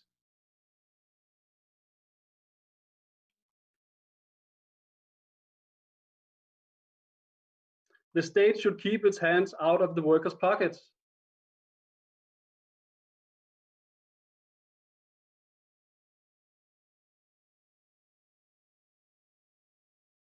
I don't think, to be honest, that the Yellow Vest movement will be the last example.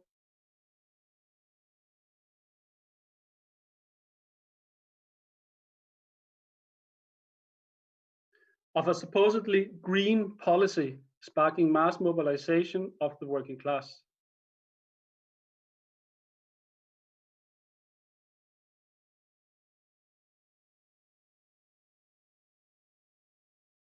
When the governments in the near future need to introduce austerity to finance their massive stimulus,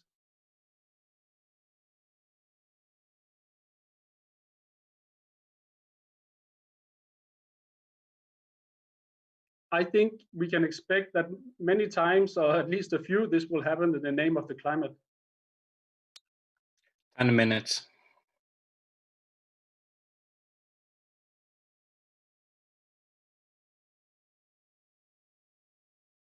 So our job as Marxists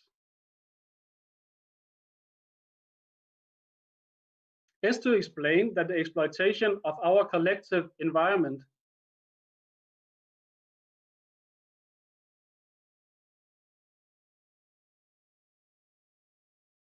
and the working class are two sides of the same coin, the profit motive.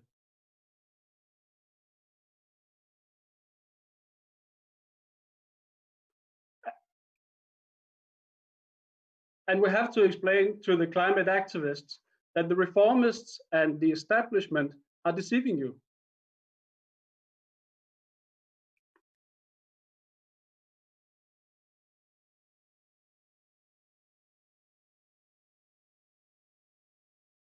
Don't look to them for change.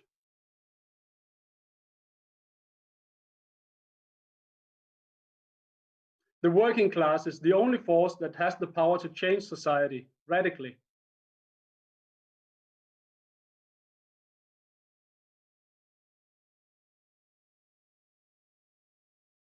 To remove the profit motive through a revolution.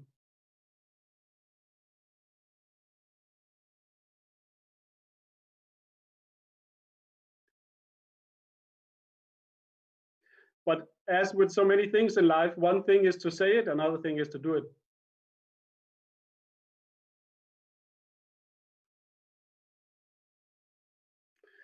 To link the climate struggle with the working class,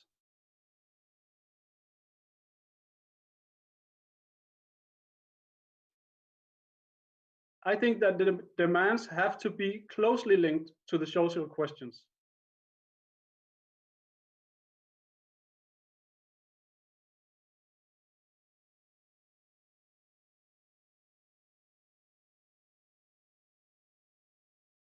For instance, give work to all the unemployed, expropriate the closed factories.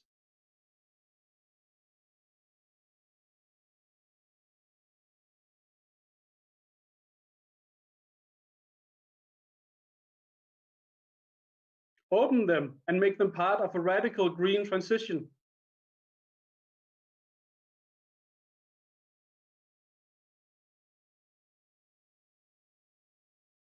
Expropriate the big capitalists and banks.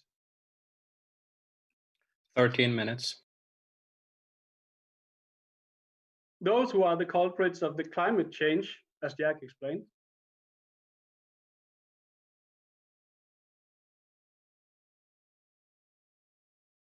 Those who have profited on the exploitation of the working class and our collective environment.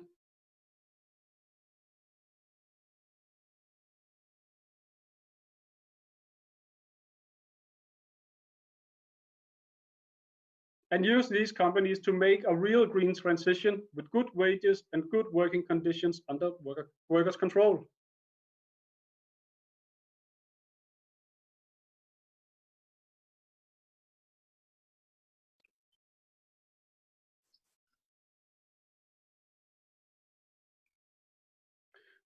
Political consumerism might seem as an easy way out and a way that I at least can do something.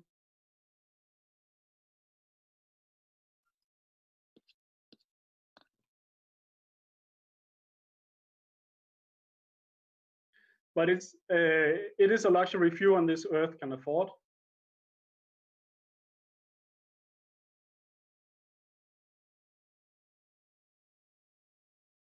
But not only is it not sufficient, it also has reactionary implications.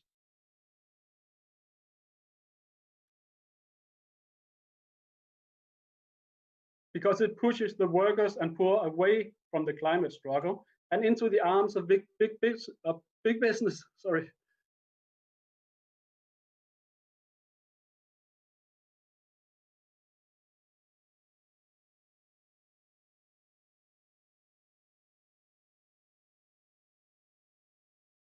Into the arms of the forces who want to preserve the status quo, the exact opposite of what we need.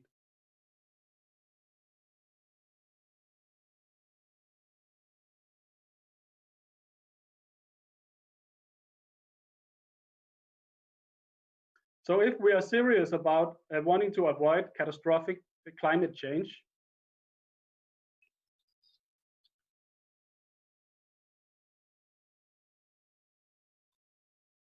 we have to take the fight to the real enemy, the capitalist class.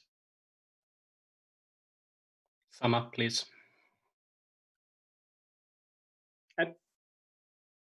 And give a working class content to the slogan, system change, not climate change. Thank you.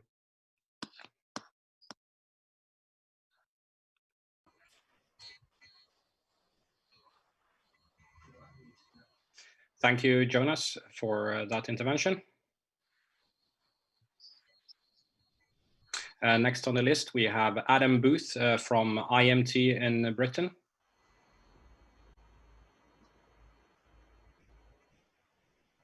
And as all other speakers, he will have 15 minutes, including translation.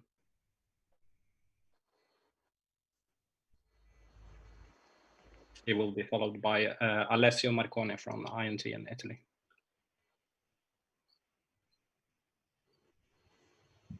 Adam Booth, welcome. Well, as Jack said in his lead-off, individual solutions to the climate crisis are no solution at all.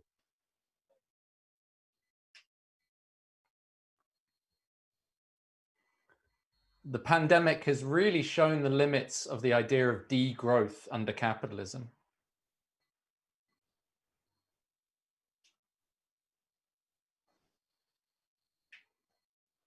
We have to be very clear, degrowth under capitalism is called a recession.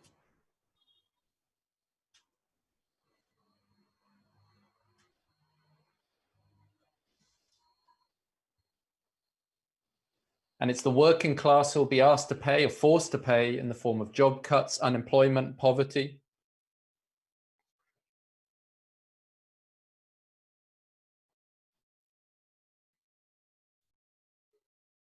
And as Jack said in his lead-off, even with all of the closures, all of the shutdown or the lockdown, we saw only a predicted 8% fall in carbon emissions this year.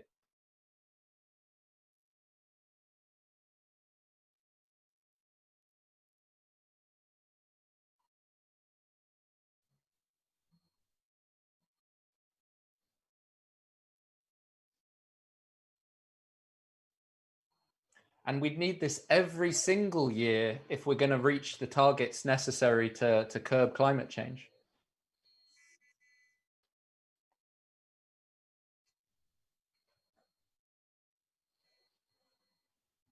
So this really highlights the limits of individualistic action, of boycotts, of consumer choices as a so-called solution to climate change.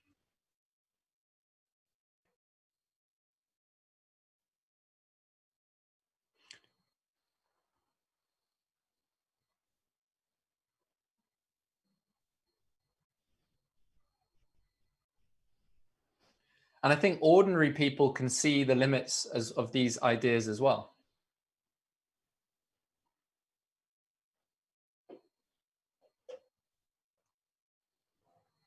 They can see the hypocrisy, the stinking hypocrisy of the bourgeois who push this line while they're going about their life with mansions and yachts, and luxury goods.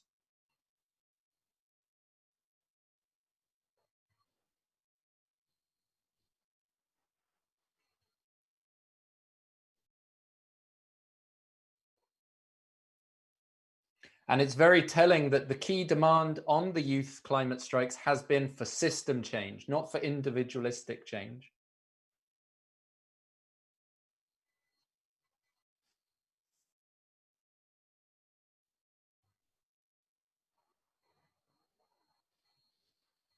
So I think it's very positive that you've seen a movement that's looking for wider economic solutions to this crisis.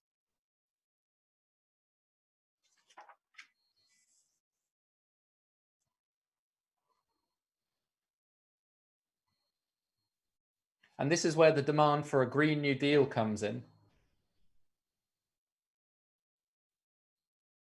But I think we have to also, as Marxists, be very cautious and skeptical of this demand.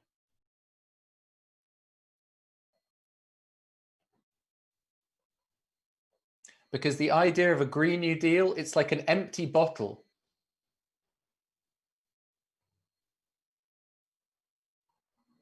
And different people will fill it with different contents, different class contents.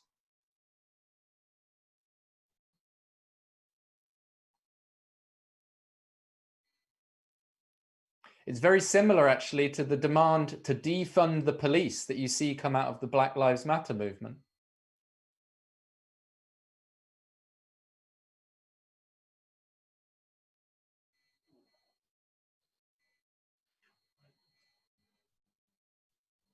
For radical youth and labor activists, a demand like defund the police really means abolish the police.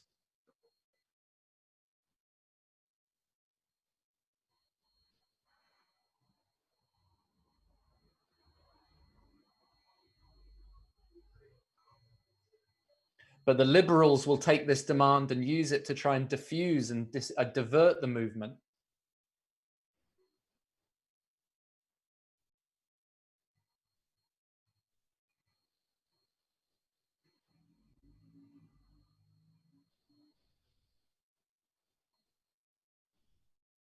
And it's the same for the Green New Deal. Radical youth see it as a demand that talks about some sort of economic planning in society.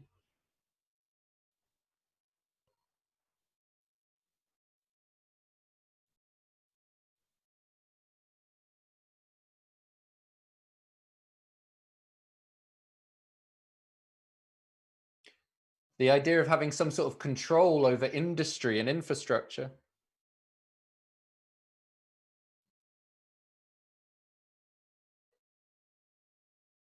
But the liberals also adopt this slogan and they turn it into a harmless Keynesian demand.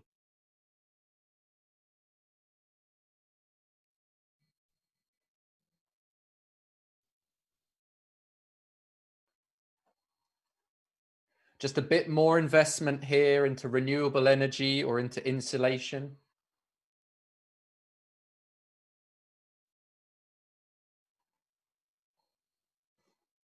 And it's similar, actually, in this respect to the original New Deal in the 1930s.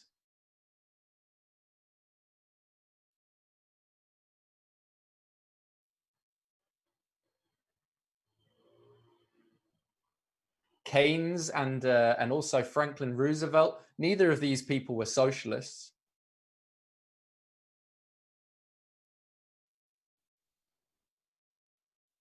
They were liberal bourgeois who wanted to save the system, not transform it.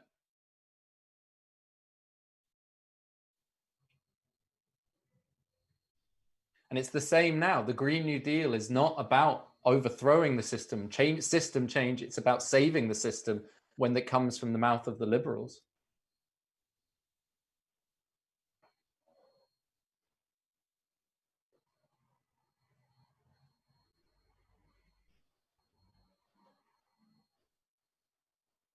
Now, the original New Deal didn't work in the 1930s.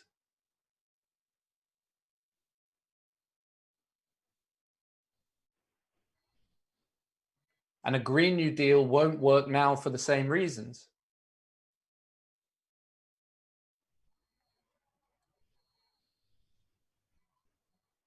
And that's that you can't manage capitalism. You can't make it kinder and greener.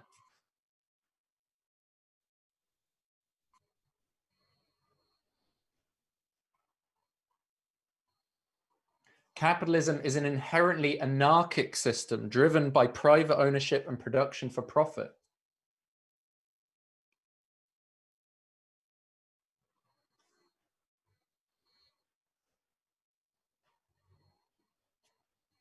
Under capitalism, it's not the government that dictates to big business and the market, but the other way around.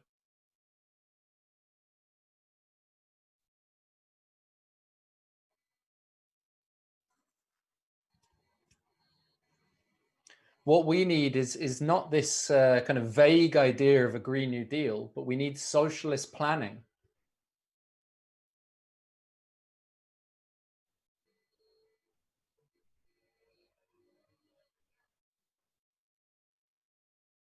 And as Jack said, in order to have a plan, you need to have control. And in order to have control, you need ownership.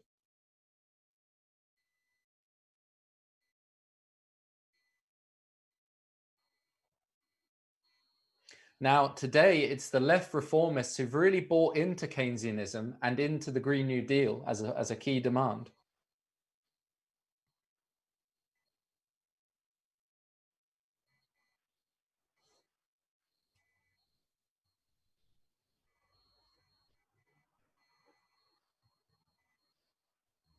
The reformists think you can manage capitalism, that you can patch it up.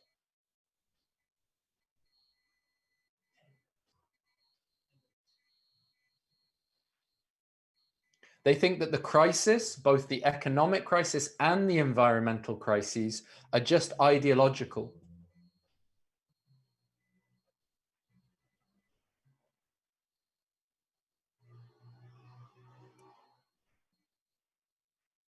They think it's all a political choice and that you can persuade the capitalists to invest rather than to cut and to be green rather than to pollute.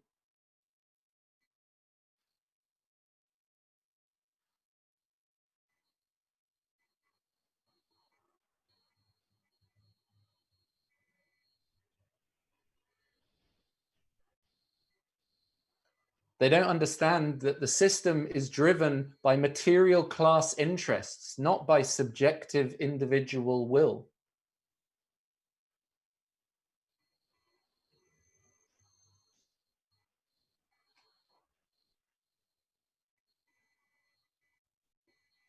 The left reformists will talk about things like public ownership and a climate transition and green unionized jobs.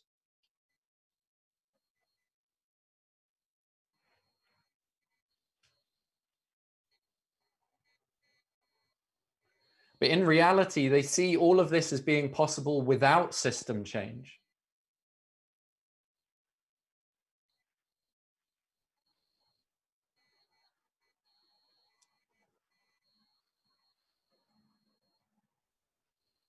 Without getting rid of the profit motive and private ownership of the key levers of the economy.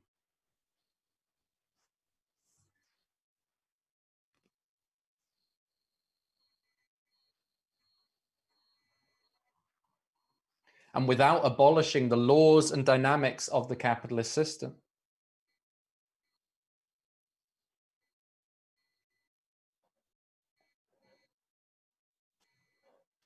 And we see this most clearly with the question of who pays, who will pay for a Green New Deal.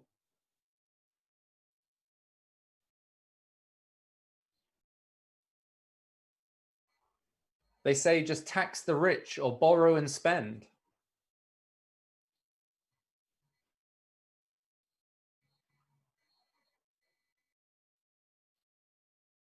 If it was so easy as that, why hasn't anyone done that in the last 10 years or even the last 50 or 100 years?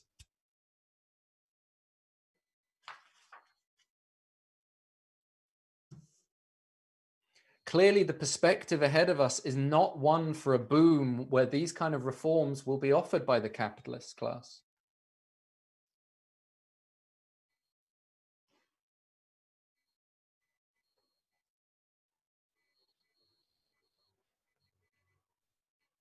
We're entering the deepest crisis in the history of capitalism. It's going to be cuts and austerity, not investment, that are on the order of the day.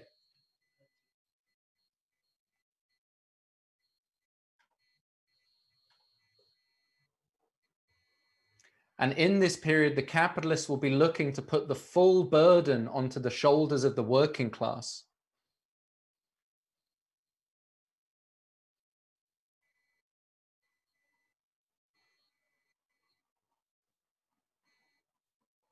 And this includes the costs of the climate crisis.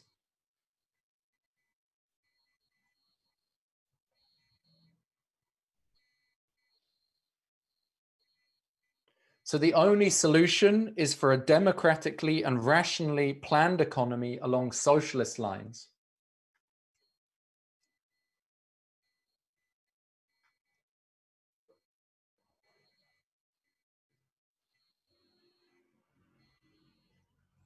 Not a Green New Deal, but a socialist planned economy, internationally and under workers' control.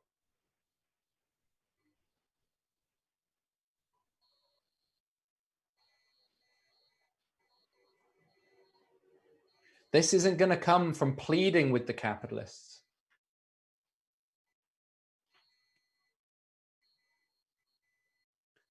But from organizing and mobilizing the working class.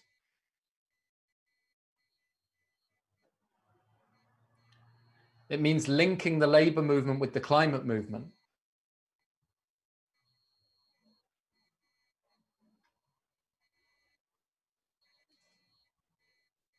And arming ourselves with revolutionary ideas. We must be completely clear. It's capitalism that's killing the planet. And we need revolutionary change, not climate change.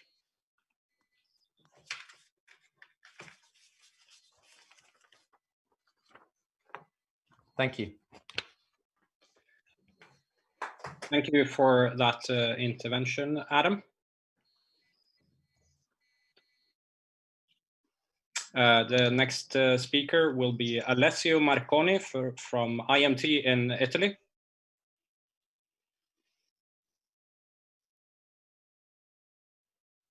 He will be followed by Florian Keller from IMT in Austria.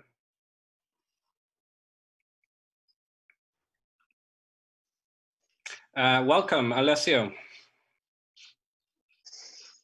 Hi, Stefan. Well,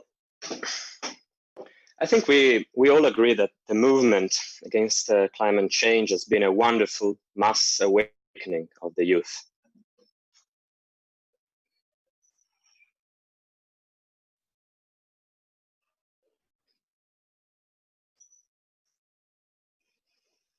And at the mass level, it expressed the request for a radical change in the entire system.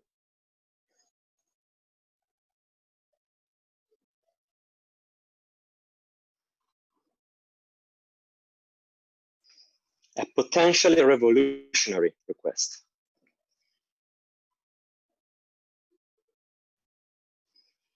And this shows that youth instinctively understood the nature of the problem.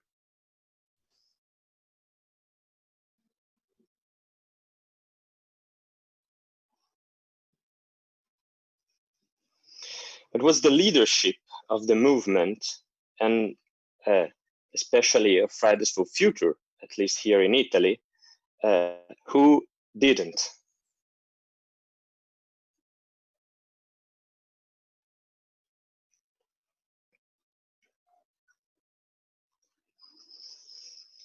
There was this argument that politics was divisive, so no position could be taken.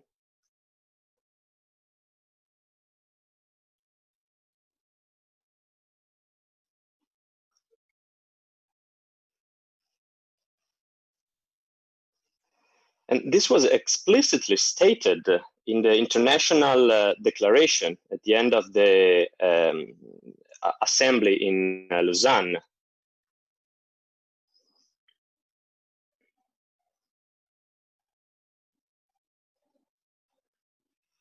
And I quote, "Our requests are based on reliable data and scientific evidence."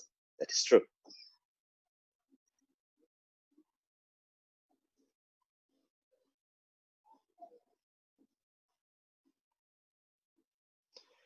It is not our responsibility to propose solutions.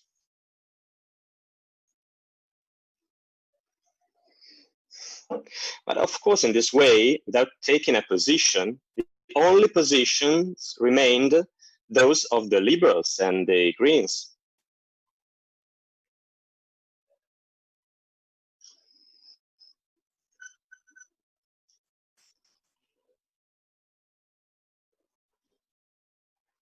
So their theory was that their role was to put pressure on institutions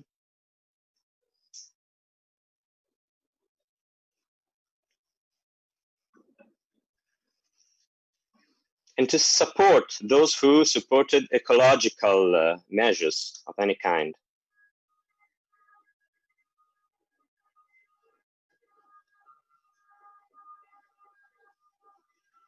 But this completely ignores the nature of capitalist system.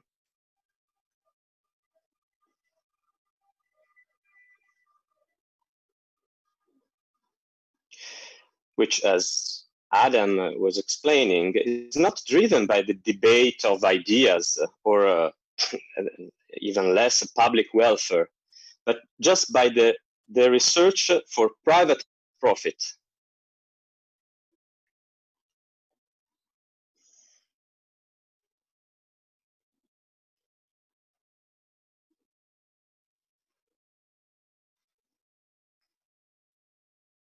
This is a system where millions of people are starving to death,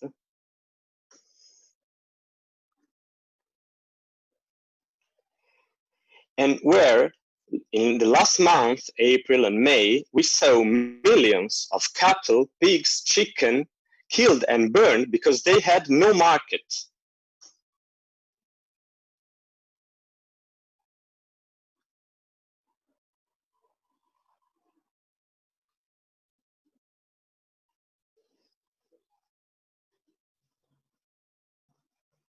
Especially in the US, but not only in the US.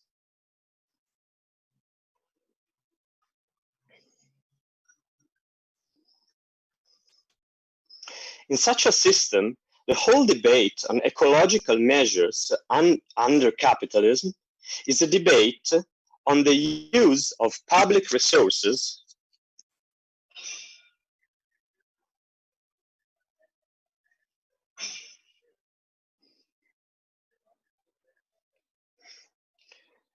to make a specific production profitable for a short period of time without any serious plan.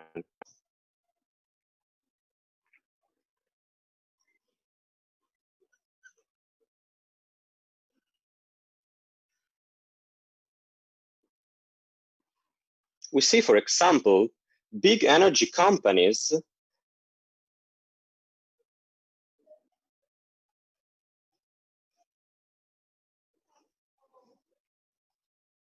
that instead of converting energy sources into renewables, 5 minutes.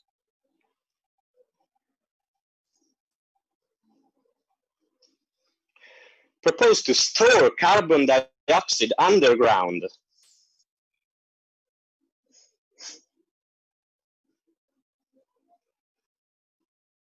A process that solves nothing and is dangerous as well.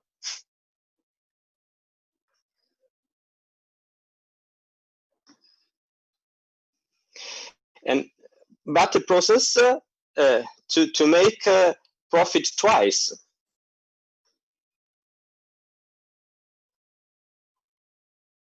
The first time when you sell the fossil energy,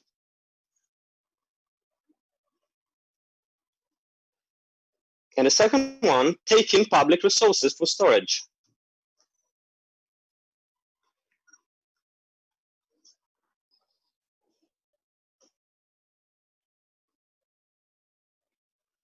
Many of these companies created special branches with the green name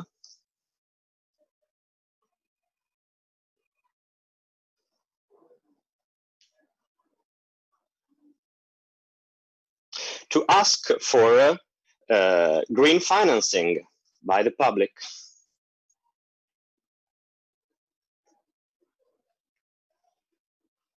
This is really a revolting hypocrisy on this green economy.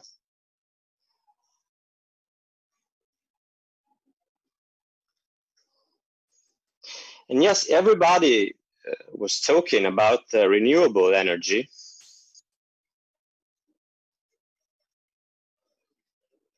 But today, coal, oil, and gas cover 90% of the primary supply of energy.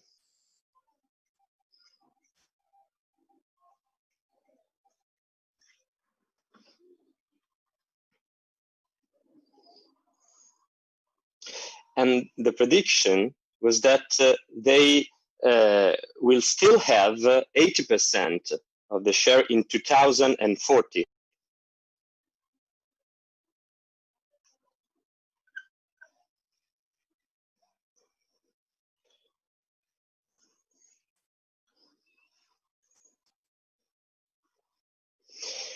But now, with this economic crisis, the situation has further worsened.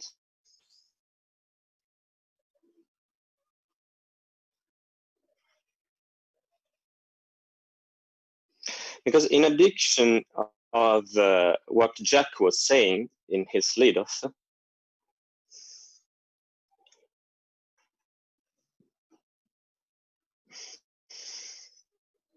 now oil price has collapsed.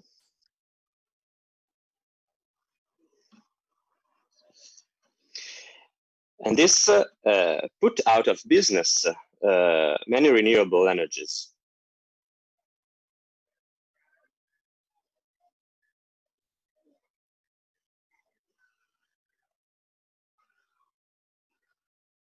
And this is not only due to the lockdown, because there were signs of overproduction in the energy sector already in mid-2019.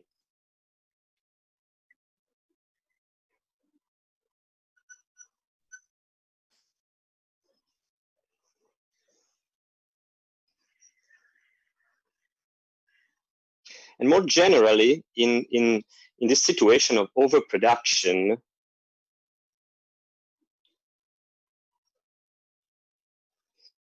in the middle of a war to conquer markets,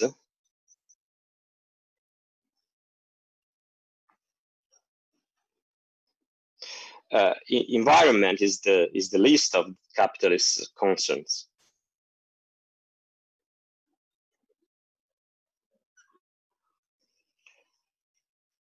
And the US exit from the Paris Climate Agreement last November is just one example.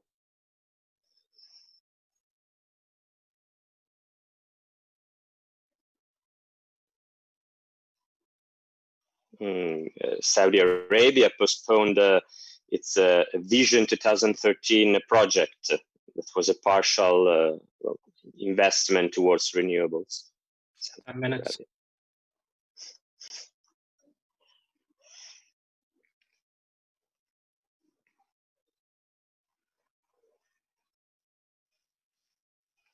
But also in the European Union, in the Green European Union,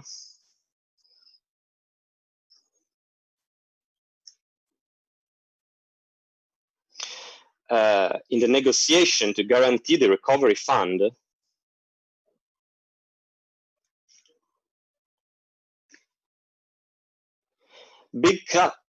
big cuts have been made to health and environmental research projects.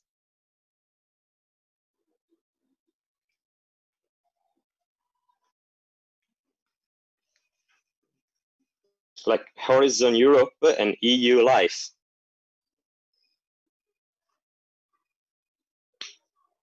And the coordinator of EU Life said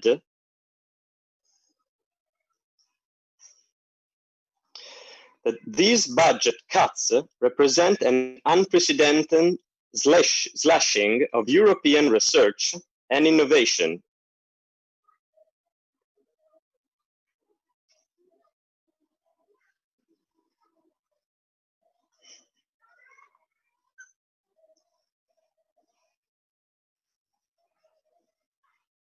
With negative impact for decades to come.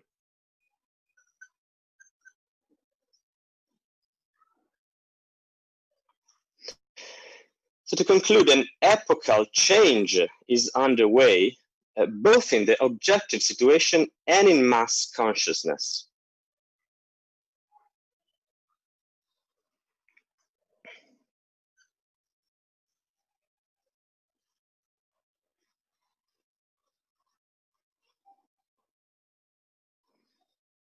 And we had this, you can say, a coincidence. The climate crisis and the coronavirus crisis show to billions of people that this system is unable to solve any fundamental problem.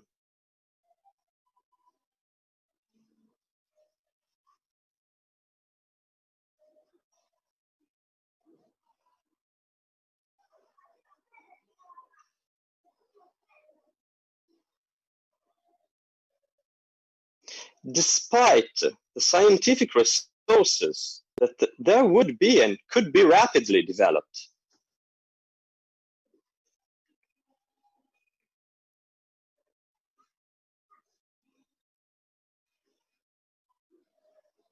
But of course, only a rational and planned management.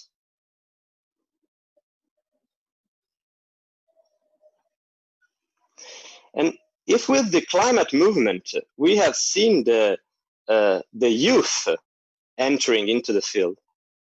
13 minutes.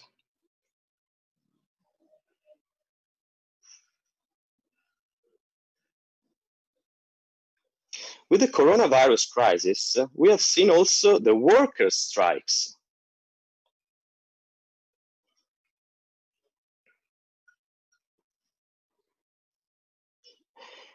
But not only the strikes, it was important that workers began to discuss what was needed to be done.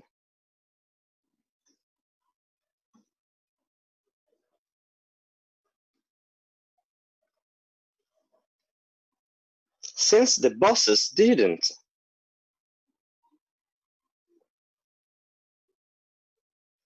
Which activities were essential to the society and which were not?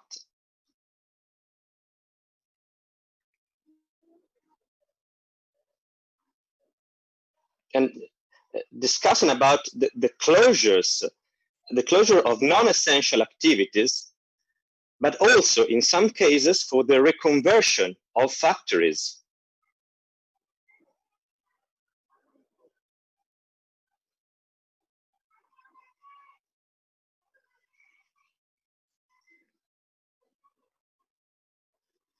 Like the workers of General Electric in the US.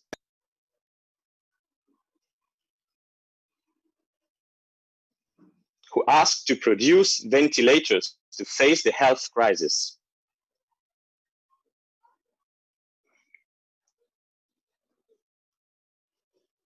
And you can be sure that workers know exactly how they could convert production.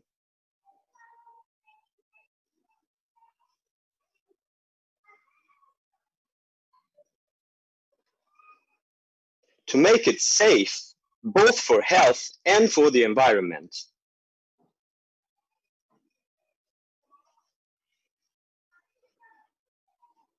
And therefore, we are seeing not only the barbarism of capitalism that is advancing,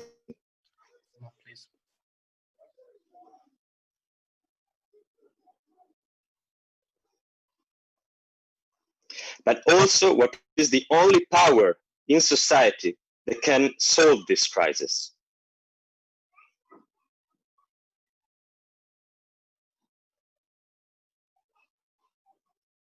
And that is the power of the organized working class.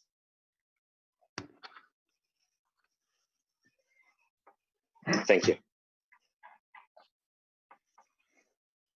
Thank you, Alessio, for that intervention.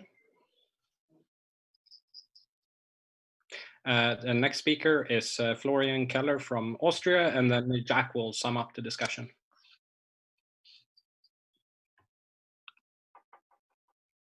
Welcome, Florian. Yeah, hello. Comrades, I want to speak a little bit about the Greens, which got propelled to new heights in Europe, especially in German-speaking part of it.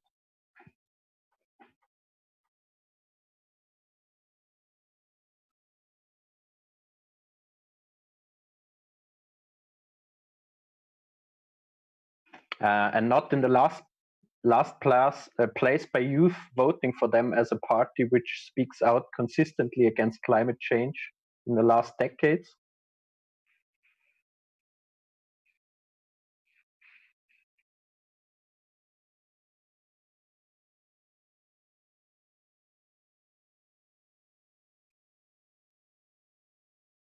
Yeah, but as the saying goes, the road to hell is paved with good intentions.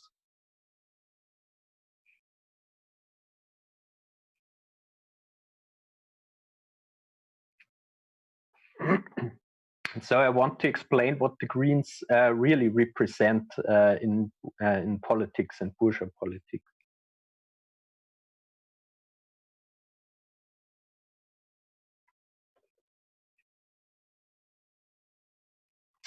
They developed mainly as a byproduct of the big movements at the end of the 70s and beginning of the 80s.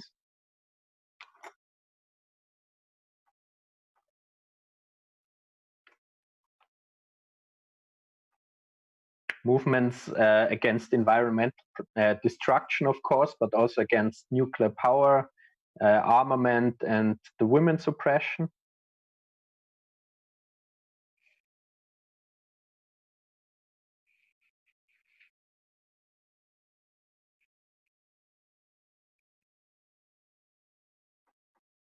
And borrowing from the militancy of these movements, they had an aura of petty bourgeois radicalism, so to say, surrounding them.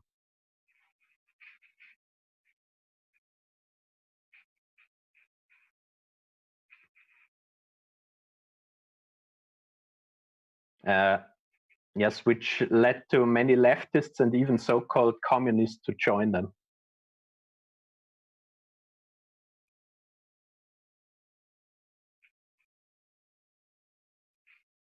But we have to see they did not have any link to the organized workers' movement and little appeal to most workers.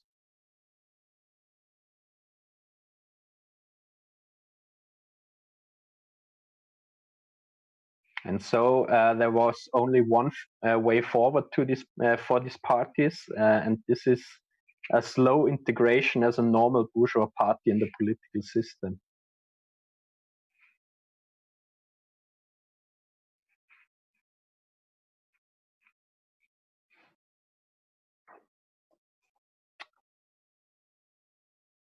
I could give many examples, but I want to focus on one because it's a little bit funny.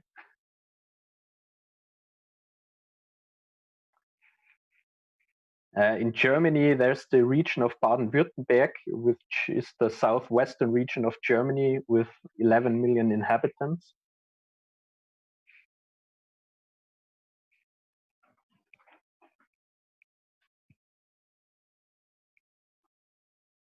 It's a big center of industry, especially the car industry.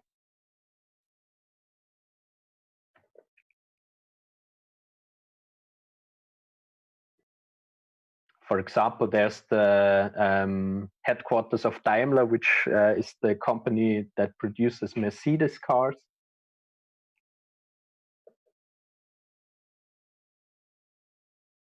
and others like Porsche and Bosch companies.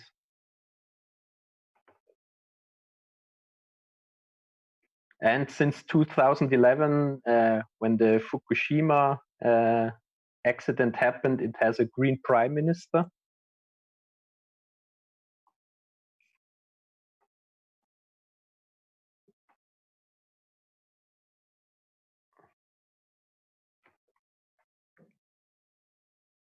His name is Winfried Kretschmann. He's an ex-Maoist, like quite a few green politicians in Germany.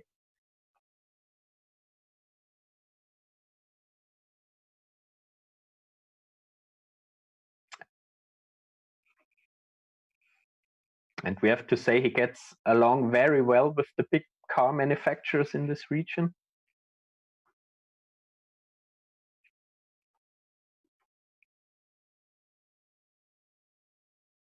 Going even as far as kicking out the typical green symbolism out of the window by proudly driving a big Mercedes car.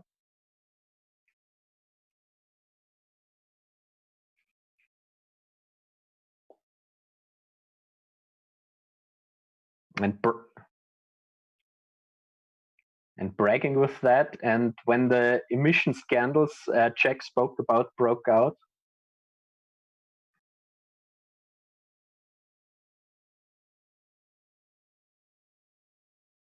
the emission scandal Jack spoke in his lead off about the emissions of diesel engines. He faithfully defended this car manufacturer against any critique by saying that people should buy more diesel cars and not less.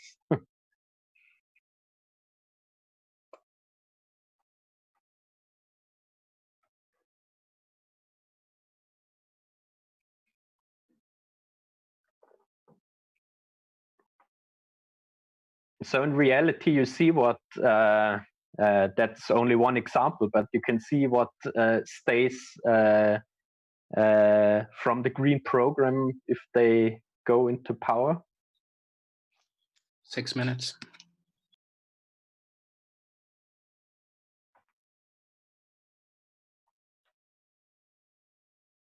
And to put it bluntly and sharply, the Green parties, the Green leaders are only another strand of bourgeois demagogy.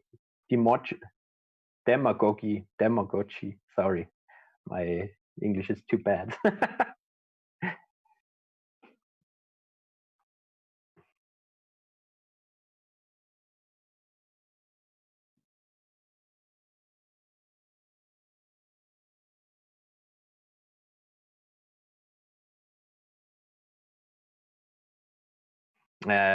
Of course, another strand than Trump, Bolsonaro, and the others, with a nicer, softer, greener face.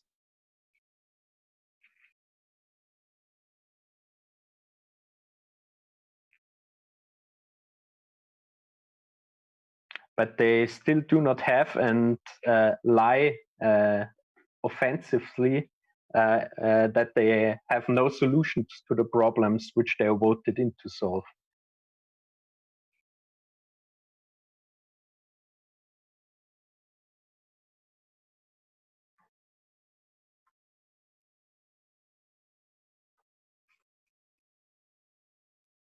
But one has to notice a little thing, as Trump and Bolsonaro and the others are scolded by the bourgeois and the bourgeois media.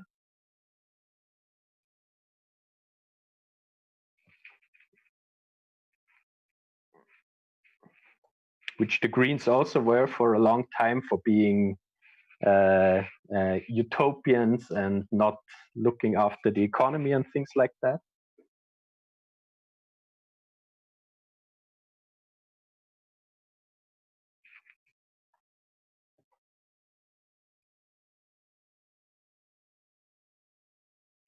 Now they are treated much nicer. And the reason for that is that on the one hand, like other comrades explained, the Greens can be used to channel the movement against climate change into safe water, so to say.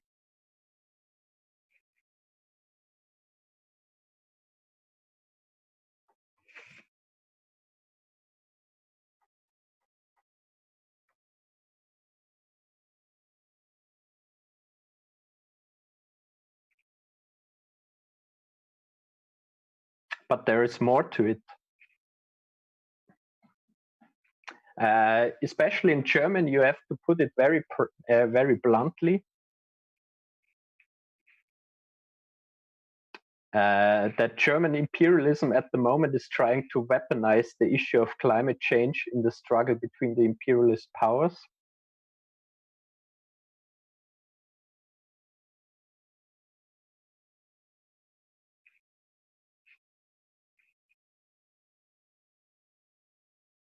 And the Green Party is proposing itself as the best vehicle, so to say, with which to do that. 10 minutes.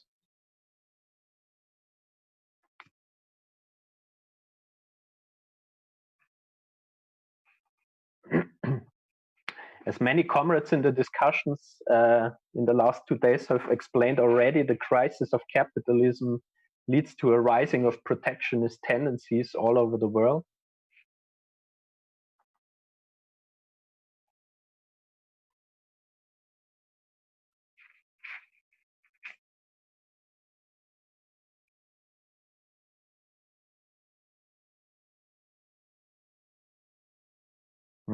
And German imperialism is far too small to compete on the world market alone against the giants of the US and China.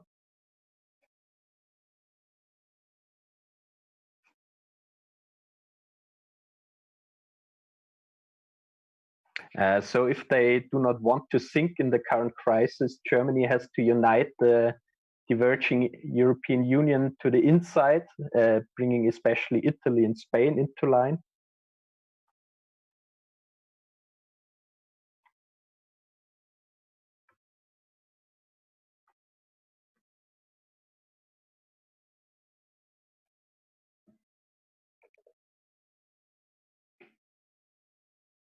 Secure the home market, so to say.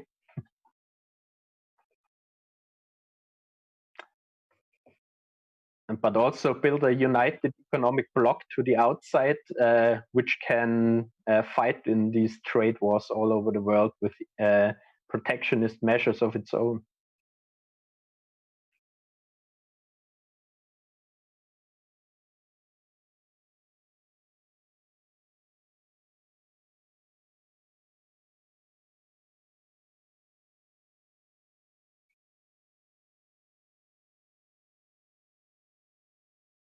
And they systematically do that by going for a system of so-called carbon border taxes.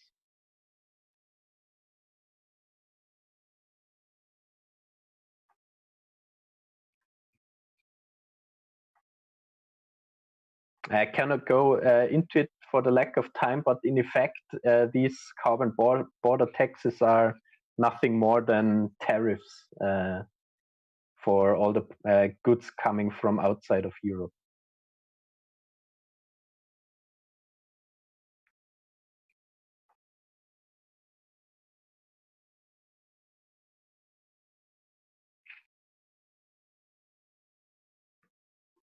The Greens pushed for that for some time, but the big German capitalists wrote it on their own program now, and Ursula von der Leyen, the new German head of the European Commission, is working on that.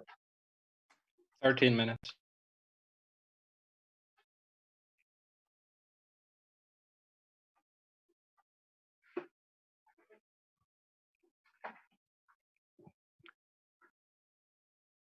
Before the lockdown, she made it the official policy of the European Commission. And now, after a short pause in the lockdown, this project is now reawakened again, with Merkel and Macron finding an agreement on it.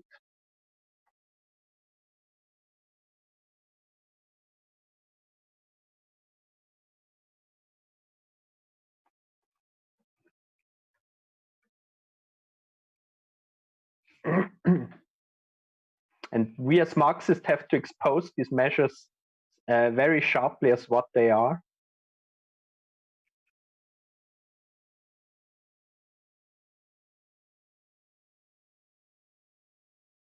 They are no tool whatsoever to change the fact of climate change in capitalism, but only a tool of one strand of imperialism to fight against the others?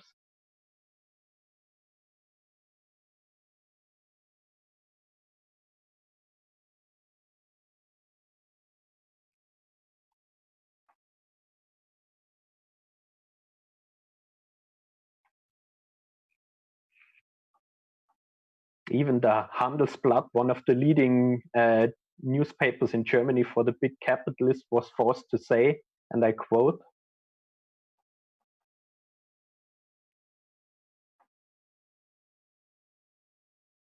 they say the export refund, they mean for exports to other countries, works against the climate protection objective of that measure. Sum up, please. Yes.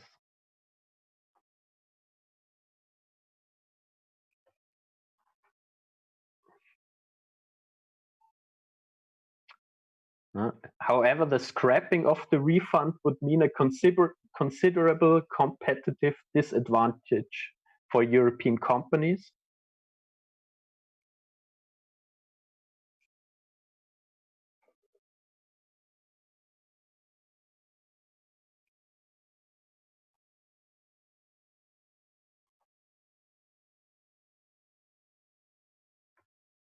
This is a dilemma for which no solution is in sight.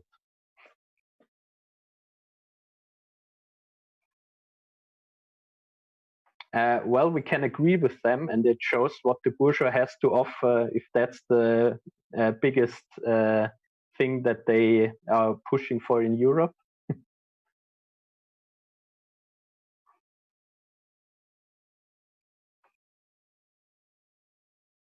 And like I said before, as the way to hell is paved with good intentions, we have to tell the truth to all the youth who fight against climate change.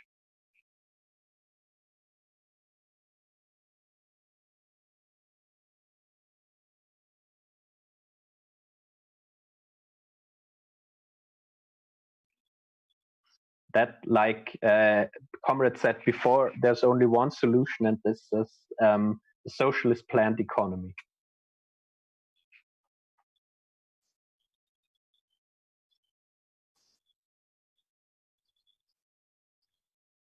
Thank you. Thank you, Florian. So before I hand it over to Jack,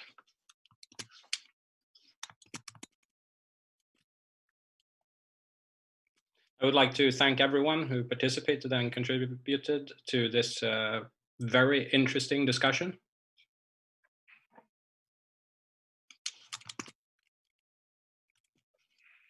I recommend all comrades to read the recent IMT statement on climate change.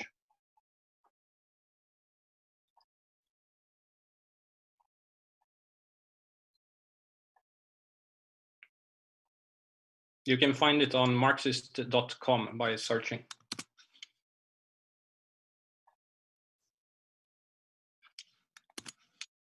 As comrades will know, it's not free to organize an event such as this.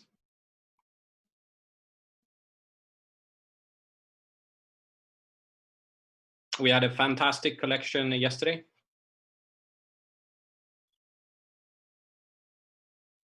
And I would reiterate that you can still donate at donate.marxist.com.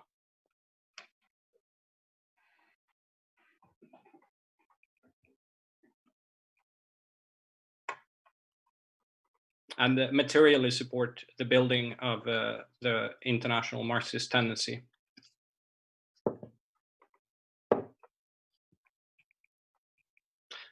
So I will now welcome Jack to sum up the discussion.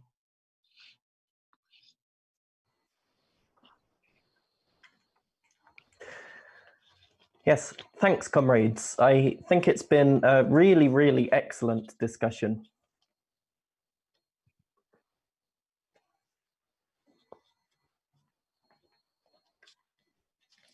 There have been lots of really excellent points that have been made that I didn't have time to fit into my original lead-off.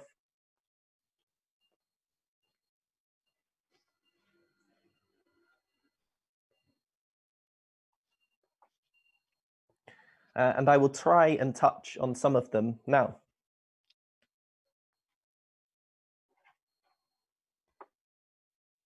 First of all, I think Jonas was absolutely right to talk about the revolutionary energy building up amongst the youth.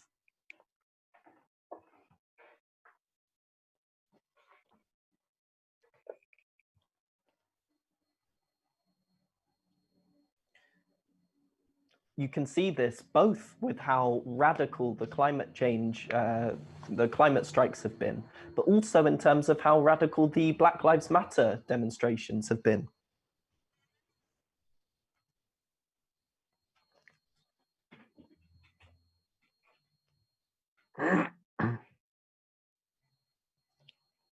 And this really is something that Marxists need to take account of.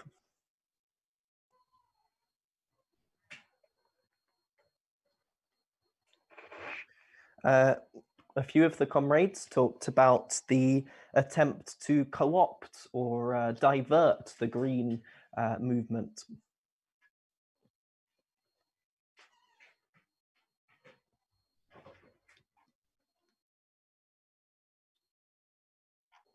And I think that this shows that without a revolutionary leadership, without a mass Marxist organization,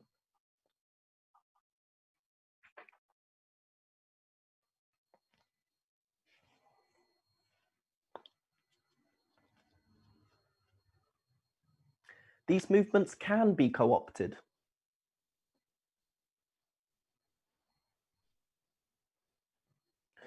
What we need is a mass Marxist organization that can intervene in these movements and take the leadership away from the liberals and the NGOs.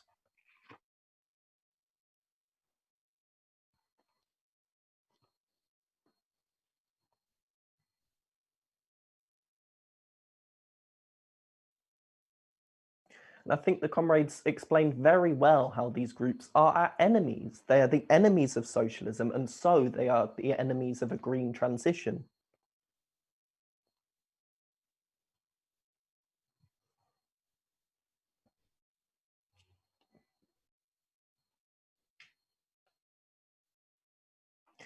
Jonas, I think, was right to explain how we have to link our demands very closely to social questions.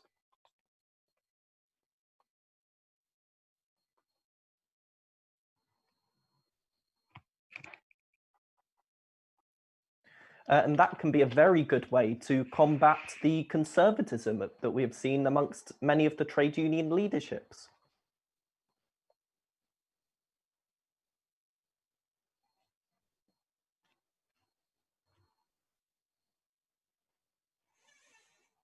In the UK, for example, many of the leaders of the biggest trade unions have actually come into conflict with the Green movement.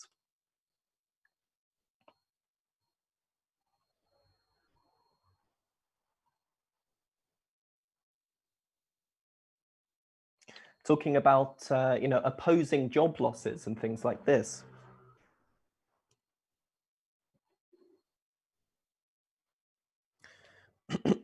But I think we have, as the comrades have explained, we have the perfect answer to this, because a socialist transition with a democratically planned economy would mean no job losses.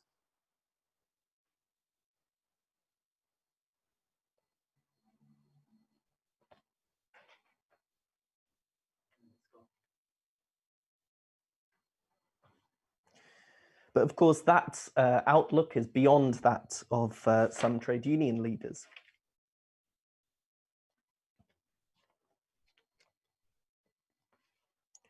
Adam very well explained how it's impossible to manage capitalism and make it nicer.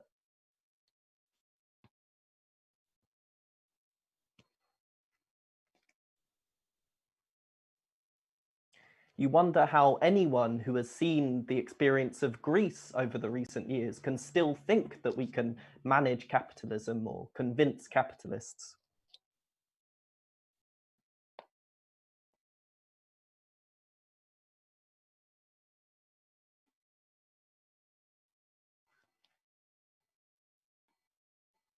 Here you had Syriza, a so-called far-left government took power and did try to negotiate with the capitalists and their representatives.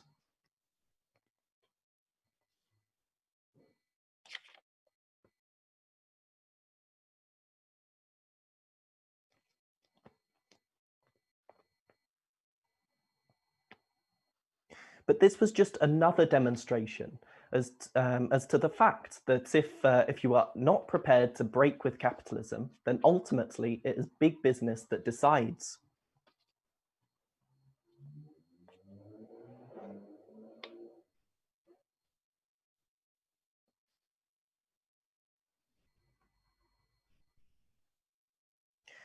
In free capitalist societies such as Britain, you are free to think and say as you please.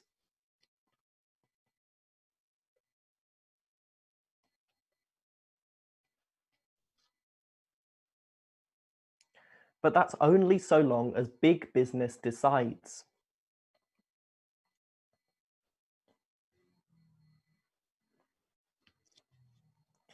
Because whenever attempts are made to reform the system,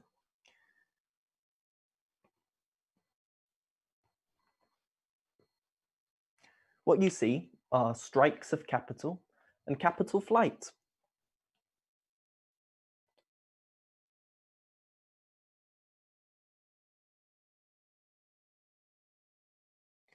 Ultimately, you have capitalists being able to blackmail governments to do what they what they want.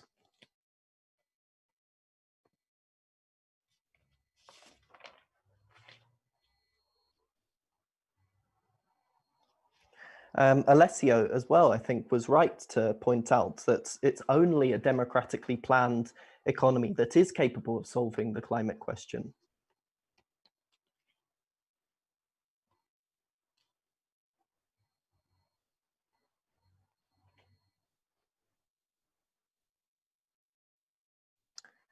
We can take, just to illustrate this with an example, we could take the example of Cuba.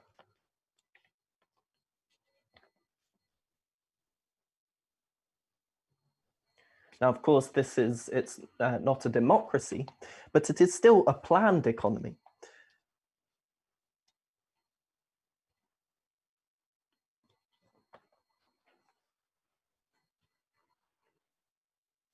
So despite the deformities that I don't have time to go into, they have made some quite significant advances in the fight against climate change.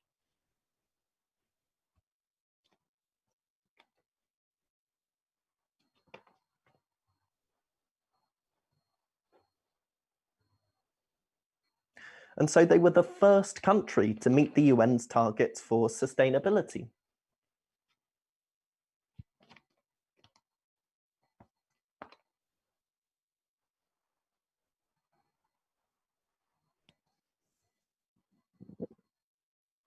So you compare this against some mighty capitalist powers, such as the United States.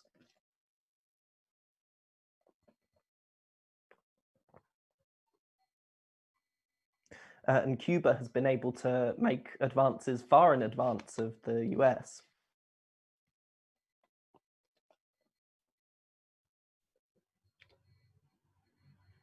But it would be fairer, of course, to compare Cuba to a country in a similar region that is a similar size, such as Haiti.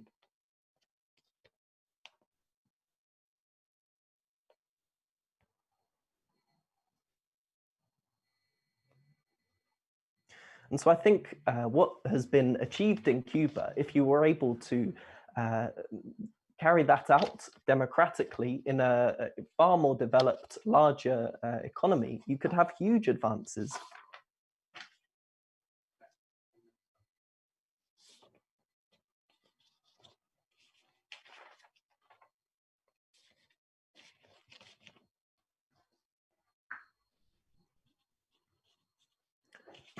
Alessio also talked about the fact that in this war of markets, the environment is the least of capitalist concerns.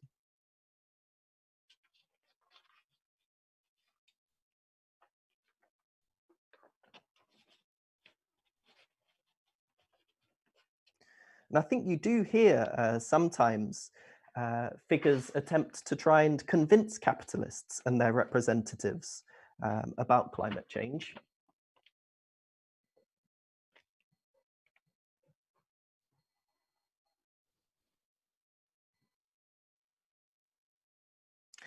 In a kind of cost-benefit analysis, i.e. It will be far more expensive to deal with the impacts of climate change than to sort out the problem now.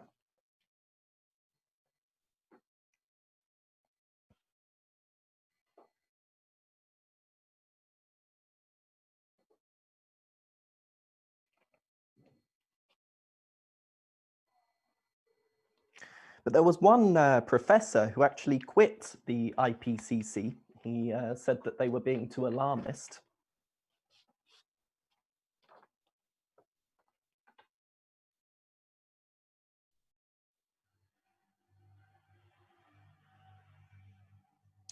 And he wrote that the total loss of global economic output due to climate change would be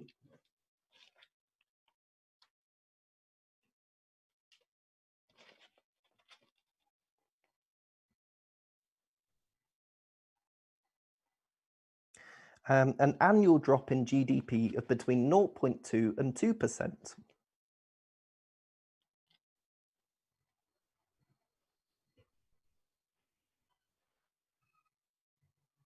And he said that half a century of climate change is about as bad as losing 1 year of economic growth.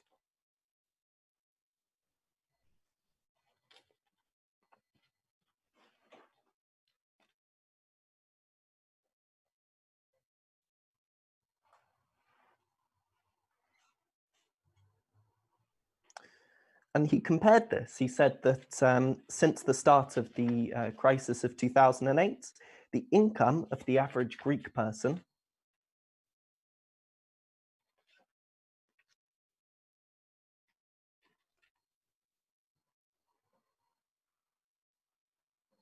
had fallen by more than 20%.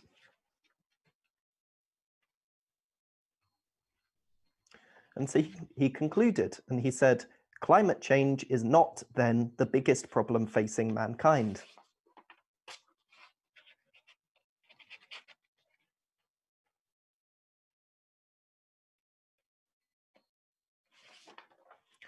Now, this is obviously very cynical, but this is the kind of mentality that capitalism breeds.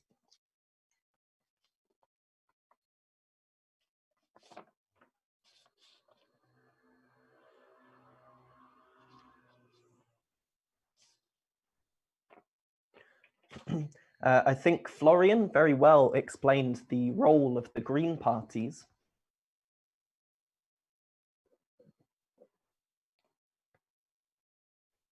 I think, one of the best demonstrations that you can give someone as to the nature of Green parties is what happened in Austria.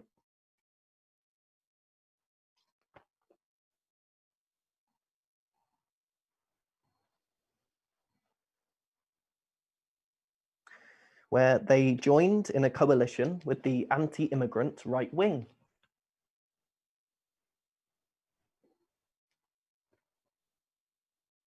So you had a government that was formed that had the aim of cuts to emissions.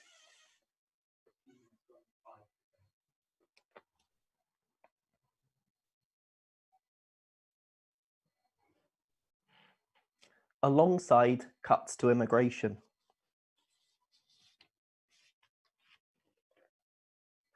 So I think, this clearly demonstrates that Green parties are not our allies.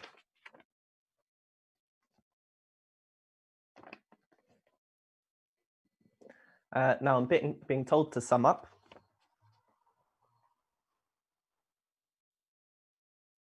And what I want to say is that I think this has been a spectacular event so far, with over 6,000 people registering to learn about Marxist ideas.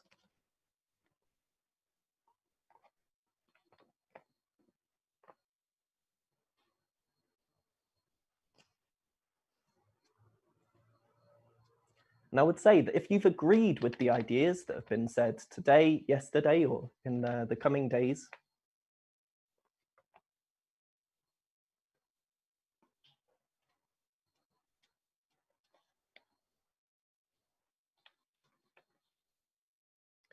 it's not the time to sit on the sidelines and just agree from the comfort of your living room.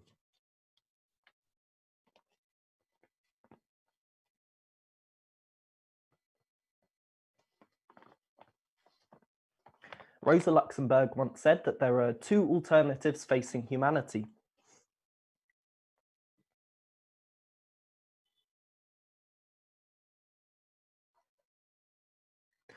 And I think that the increasing number of freak weather events that we've seen over the recent period gives some indication as to the barbarism that we will face if capitalism is not overthrown.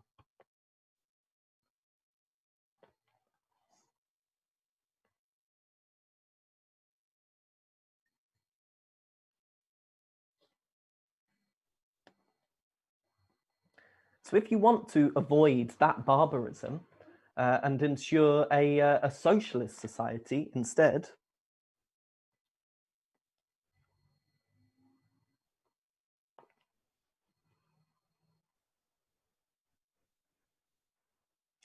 then I'd say that the only thing that you can do is to join an organization that is building a revolutionary leadership around the world.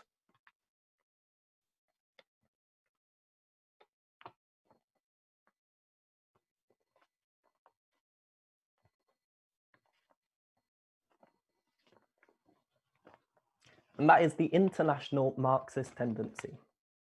Thank you.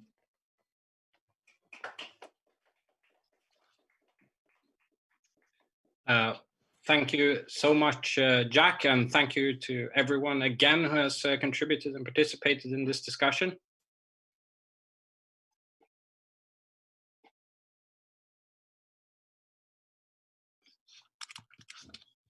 I think it has been a fantastic and interesting and educating discussion for everyone.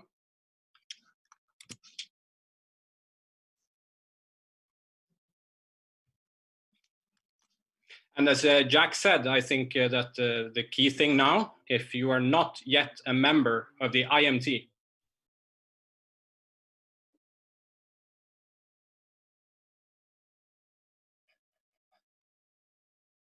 and is to think about what we have discussed here, to draw the necessary conclusions.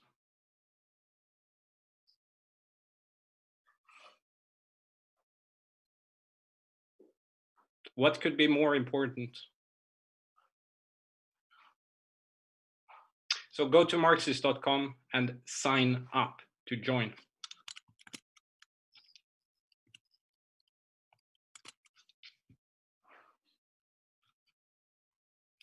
Let's build the IMT.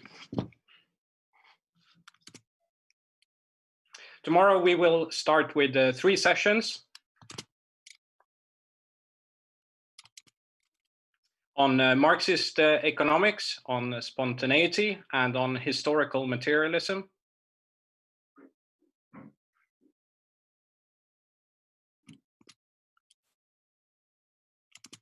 Historical materialism, last one. So I hope to see everyone there, and I hope that you have a great night. Thank you, everyone.